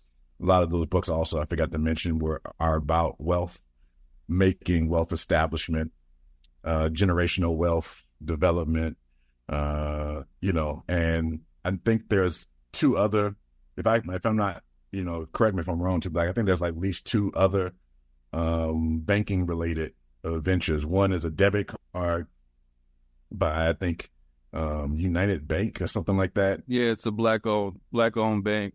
Yeah, and they make these allusions to, I mean, preying off of people's basic ignorance of one United Bank, and they sort of play off of people's lack of understanding of debit cards. Like, debit cards are not wealth generators. Mm-hmm. Right.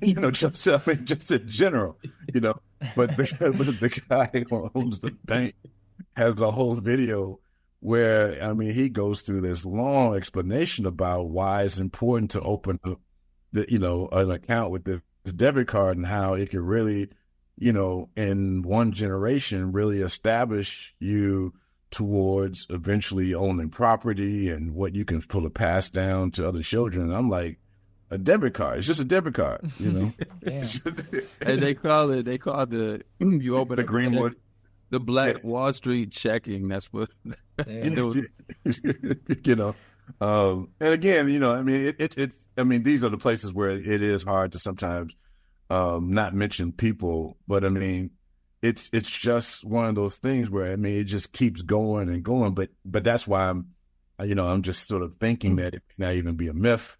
It really may be a fantasy, because at least a myth starts from something that actually was happening, and not just in general.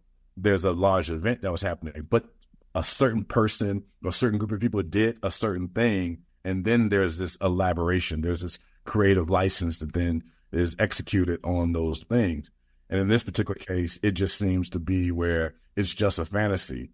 And so, in closing real quick, I just remember when the first episode of HBO's The Watchmen came on, and, it ends with the Tulsa Massacre, and you have a bunch of people, reacting to, like, not knowing about it. And you had an outcry of, certain sort of Black gatekeepers who were sort of expressing this sense of, that's a shame that you all don't know about this history.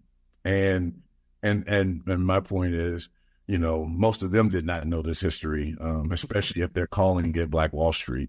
And that's the danger, is that, unfortunately, with this. And so, I know, I'm not trying to say information is automatically something that is transformative, but I have noticed that people have gravitated to this particular chapter, and just the evidence within it to really, has shaken them up in terms of, like, oh my goodness, like, like how much, it has brought people in to be complicit into a lie, in essence. And so, so I just wanted to kind of add that part to the Black Wall Street. Yeah, I think that's so crucial, and it's fascinating because, even from my own perspective, I consider myself a reasonably informed person. I try my hardest to understand history at a deep, deep level, and I had a lot of these delusions about what actually happened at that event, and it was precisely this chapter and this subsequent conversation that has genuinely corrected that falsehood and that sort of, as you said, fantastical understanding of the actual history for myself. And that threshold between myth and to fantasy is really interesting because, to your point, even we think of ancient Greek and Roman myths. They're rooted in actual natural phenomena and an attempt to explain them through myth making. So the reality there is the natural phenomena, let's say like the ocean, and then you have Poseidon or whatever as a sort of anthropomorphized version of that natural force to try to understand it and contend with it. Even that stuff is rooted in at least actually existing facts. And then, of course, this myth is built over it. But that threshold when myth stops being myth and goes into complete and utter fantasy, I think is fascinating and worthwhile. And the way that popular culture and fiction solidifies those false narratives. Because I too watched The Watchmen in that year when it came out, and I remember talking to my wife in detail about that event that they portrayed. And so it's just fascinating to learn the actual facts behind it and see how popular culture continues to mystify and sort of solidify that mystification and that fantasy. Yeah. I'm sorry if you were still going. I think. Yeah, I mean we could do a whole episode just on this chapter because there's a lot there. But yeah, I think part of the myth is not like it started with, like Rasul was saying, like before it became popular, it was kind of or like you call it fantasy, and I think that's actually more accurate, but it became almost an urban legend. I know, at least within, certain neighborhoods and places I would go to, like it became almost like this urban legend. You can be in a barber shop, or you can just kind of be in a all casual conversation. And this is before Watchmen or any of that. I'm talking about before that. And you would hear about, black people had airplanes and we had all these businesses and we ran the whole thing. I remember, I think my art teacher, who was a black man in high school, was the first person that ever told me about it. And that's part of how I got this impression. And he was cool. He was actually a pretty good teacher, but that's what he was walking around saying. And so it became a kind of folklore that, but again, to your point, even then, usually a folklore is based on something. And once it hit mainstream media and mainstream culture, and it informed a lot of folks that obviously didn't come up in those kind of circles, that we're referring to, it took on even worse, I think, kind of life. But there were already these kind of foundations prior to the explosion of it that had kind of been building. And you had business guys that were black business guys that they all referenced Black Wall Street.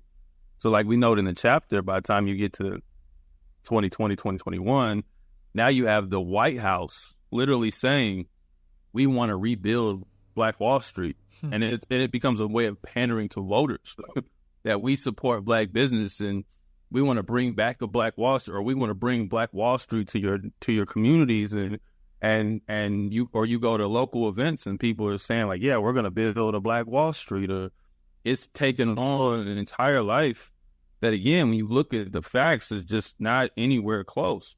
Like Rasul said, you don't have to know about the data numbers about, the receipts on black business and how much economic, I guess, revenue that banks bring in. Like, that is stuff you have to kind of be a little bit more versed on. But, on its face, I would say on the black business question, most people work that aren't businesses.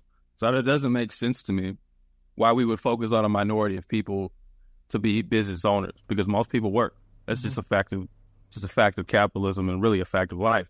So why is there an emphasis on something that a minority of us will inherently be in anyway? Even if black business did have more of an impact on the economy, most of us aren't going to own the business. We're going to work at it. So these business owners are never forced to prove that your wages will be higher or you'll have more benefits with us or anything. They just can simply say it's a black business.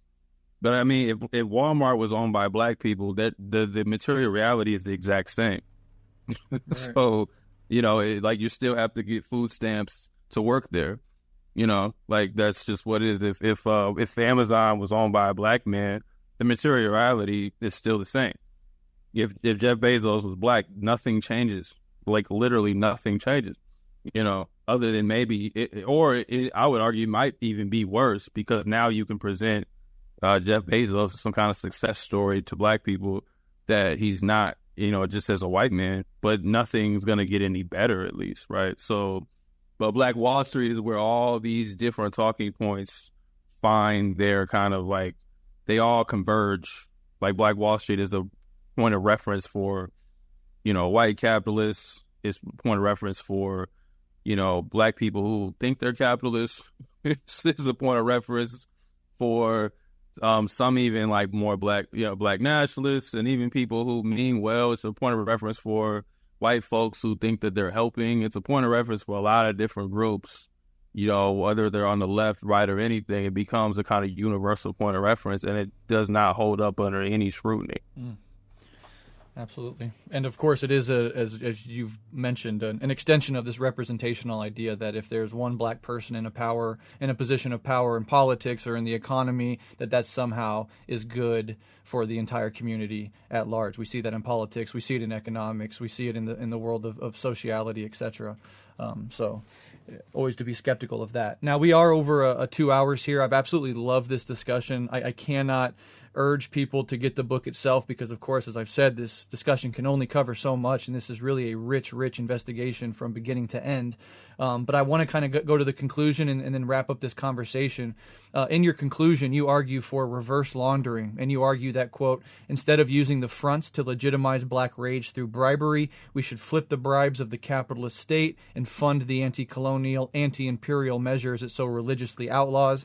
And then you add, quote, the answers rest in our collective black rage, the conspiring rage of every conquered and oppressed people, and our ability to organize it all toward a life-affirming post-Western communist world. Can you please summarize your conclusion for us and let us know where you point as a vision for where we can go going forward? Yeah, I mean, some of this I think we also know, some of the solutions cannot be, quantified in a book, and I think we say you cannot formalize what is illegal. Mm-hmm. So there's just some things that can't be said, but at least publicly. But at the same time, I think on his basis, like, okay, we're on the premise of reverse laundering. Again, coming back to these kind of formal definitions, now you don't really have to change them. You just have to expand kind of the concept of where they can go.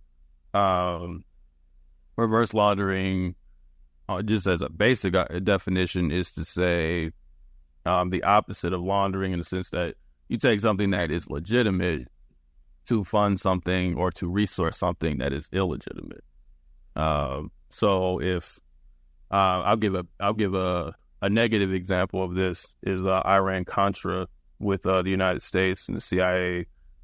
They sold weapons to Iran illegally, like they were off the books. Now this is in the 80s, in the late 70s into the 80s, and they used the guns, they used the proceeds obtained from those selling those guns to fund a war against communists in Nicaragua. And this became what was called the Iran-Contra scandal once this was exposed. Reagan claimed he didn't know anything, blah, blah, blah. Oliver North took the fall, whatever.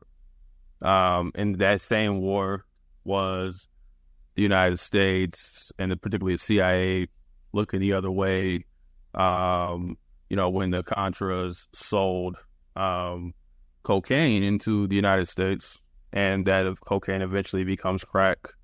And often there's this conspiracy that crack cocaine was put in the black community, and that's a whole other conversation. It's not exactly worked. It didn't exactly work the way that maybe the kind of broader public talks about it, but it is true that the money that was sold in black community, or the crack that was sold in black communities, often could have been financed by anti-communists and the CIA And that was a way to raise money for the war because they weren't supposed to be able to actually conduct this war. Like Congress did not sanction this war. And this is a time where Congress was a little bit more serious about overseeing what was sanctioned as a war than it is today, where it's totally doesn't even matter. So they used it to fund wars that were illegitimate. They weren't really supposed to be. The United States was not supposed to be involved in this. Mm-hmm. Now, because it's the state, it was able to just, pardon itself and move on. But that's a negative example, but it shows that sometimes you can take things from the legitimate side, the things that are quote unquote sanctioned by the broader society, and then funnel those things into things that are not sanctioned. Now, I want to be clear, especially since we're on air, I'm not saying to go fund a war with whatever money you have. I'm not saying that. If that's what you choose to do, that's you. I'm not going to say that. I'm not saying that on air. Mm-hmm. But there is something to be said that the money transfers through your hands. The resources transfer through our hands when we do the laundering. Like when we talk about bribes, when we talk about the grants that come through, when we talk about the jobs that we have, when we talk about the opportunities that some of us get, it has to go through your hands. This is how capitalism works in general. People have to work. That's why we understand like the point of production and how if workers can organize, they can attack certain points of production and create real problems for capital, or it can just be kind of, co-opted into a very mild-mannered union. But it all depends on how we organize, right? Mm-hmm. So when you think about the stuff that has to come through our hands, like we talked about 2020 was a missed opportunity. We're not saying we would have totally overthrown capitalism, but you could have at least probably, if there would have been more organization in place, shifted some of the balances of power a little bit better to create a better situation for people to ultimately overthrow capitalism. But at least you could have shifted the balance of power at the very least. There wasn't an organization in place to do that, so things often, went some other direction. But you can take the resources that come through your hands, or if you are aware of resources that are going through people's hands, and you can make sure that those resources come back to finance, to resource something that the state does not currently sanction, that the state is not really interested in building. Like that doesn't mean the reverse laundering. I mean, the Panthers are a positive example, the Black Panther Party, where, they would go up to local business owners and they would basically tell them, they would ask them for donations to the food programs. If those local business owners did not do that, there were consequences. Sometimes their store may not be in the best of shape. Sometimes it might be boycotted. Something might happen because you didn't donate to the program. Right. And those programs are made to feed the people. Those programs, even though they eventually are co-opted by the Department of Architecture or Agriculture, at the time they were met for the people. They were meant to not just feed people, but to also politicize people and bring people into the party and things of that nature. So that's an example as well. But I think more broadly just gets at the sense of, I think there's an issue where we are always trying to legitimize what we do and trying to make it popular and make it something that everybody needs to be involved in, and it needs to be. But when you do that, you open yourself up to a certain level of exposure that you may not organizationally be prepared to deal with. So maybe everything doesn't need to be so loud. Maybe everything doesn't need to be on Front Street. Maybe we need our own front sometimes. Maybe we need to be doing things that isn't openly and explicitly saying the most radical thing for the sake of performance. Maybe sometimes you just need to go do that work, and you need to take the resources that you have and fund that work, as opposed to trying to get it legitimized and well-oiled, because that comes with certain contradictions that lead to many of the things we talked about today. It puts you in a position where you, even if you're a well-meaning person, you may not be able to control the level of laundering that may happen or the level of cooptation that may happen, because you've put yourself in this NGO model or this really huge nonprofit model, and now there's only so much that you can even navigate in the first place. So I understand people need resources. I understand people need money to take care of themselves, and that's the contradiction that capitalism puts us in.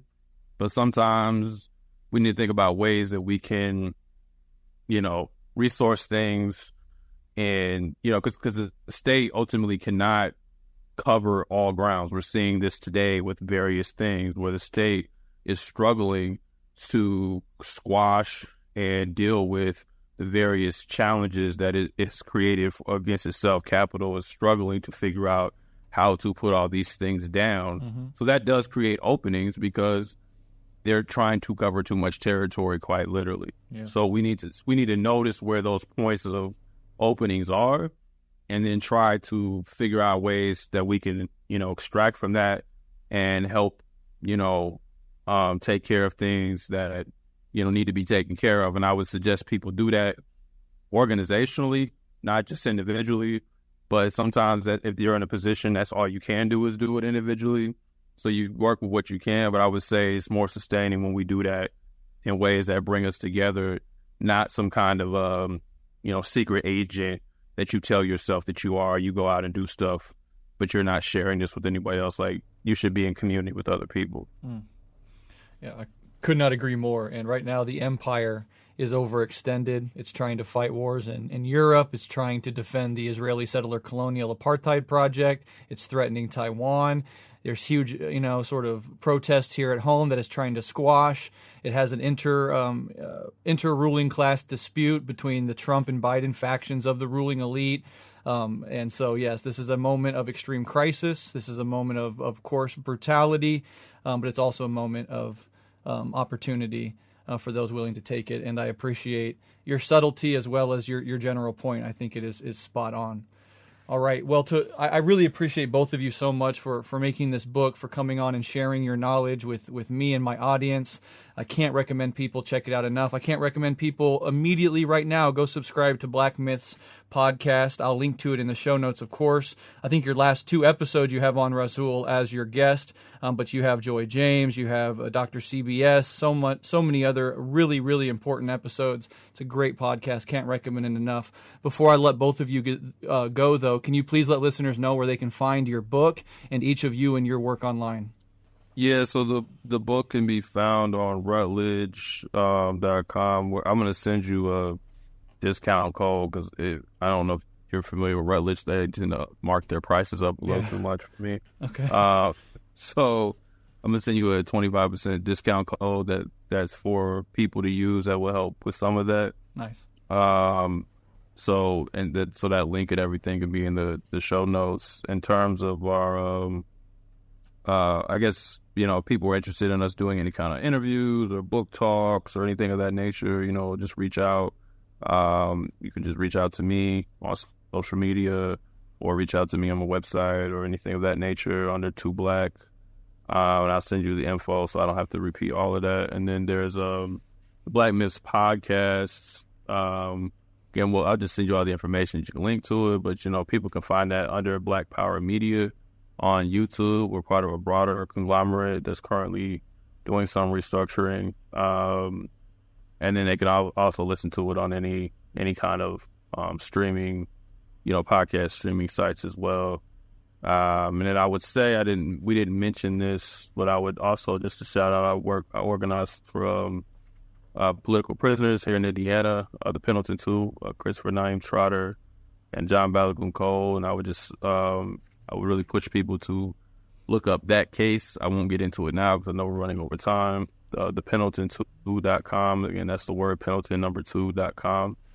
Because those are 2 political prisoners who when we talk about reverse laundering, and we use them as an example in the book, they did do that, and they did it with very little resources. They did it as prisoners to save a man's life from a white supremacist guard gang. So we're currently trying to help get them out, obviously, and free them. So any resources that you have to send money to the campaign, to sign petitions or anything of that nature, they both got over 200 years for doing this, even though no one died. Wow. So I would always want to make sure I shout that out and just encourage people to look up more of that case. Made a full documentary about it, so you can view that on the website as well. Other than that, again, thanks for just having us. Again, I do genuinely listen to this show. I'm not just saying that because I'm on here. I don't get to listen to everything. And similar to Black Myths, sometimes y'all have really long episodes. I know sometimes it's hard to get through it. Yeah. But I do appreciate all the, I just want to say it on record, I appreciate the way y'all get into the concepts that become so easily just, kind of just washed over. Like, people don't want to really dig into the weeds of it. Like, I really appreciate that. I mean, we've used it and referenced it in our episodes, but when we did one on Marxism, the myth that Marxism was Eurocentric, all the deep dives into philosophy. I had to do a talk for something this past week, and I was actually preparing for an interview. The interview got rescheduled, but I was just trying to get a better sense of classical liberalism, and I was listening to a debate that you had done, Breht, with a liberal. It was a fairly sensible one. I can't remember the name of that episode. It was actually an older one. It's long time ago, yeah. 2010s. But but just to get a better sense of it, so I always come back to the show sometimes. If I don't have time to read the full text, sometimes I will come back to this show to just give me at least a pretty strong overview of the information. So I just want to, say I do appreciate this pod. And, and happy to be on here. Thank you, man. That means the world to me. Very appreciative of that. It's very cool to hear. Rasul, do you want to say anything before we wrap up? No, just to extend the point that political education is so vital, and, appreciate you all here for reading our book. I mean, that's not the only reason why political education is important, just because you all read our book, but because, people are out there needing information, and information that could maybe jumpstart them to a series of information to move away from fantasy, but to actually deal with our material reality. So really appreciate you all the work here. And yeah, I'm similar to Two Black. We're both notoriously horrible in terms of promotion. So yes, you could find, as well in terms of Instagram and LinkedIn. And I guess Facebook, if I know my password, anymore. But I think more than anything, Two Black and I just want to appreciate the readers out there, and the more we can engage with readers. So please reach out to us and tell us, if the book has been helpful, and if, more dialogue is necessary, which, as Two Black alluded to, please reach out to him if you want the two of us to come and speak to a group that you all may have. So thank you for your time. Absolutely. Yeah, thank you both so much. It's been a real honor, real pleasure. I'll link to all of the relevant stuff in the show notes, including that discount code to get the book at even a cheaper price, which I appreciate. And yeah, both of you, just keep up the amazing work. And Rev Left Radio is always here for both of you. If you ever have any projects in the future you want to promote, or anything you want to come on and talk about, we're always here. You have my email. Thank you both so much. Yeah, thank you. Thank you.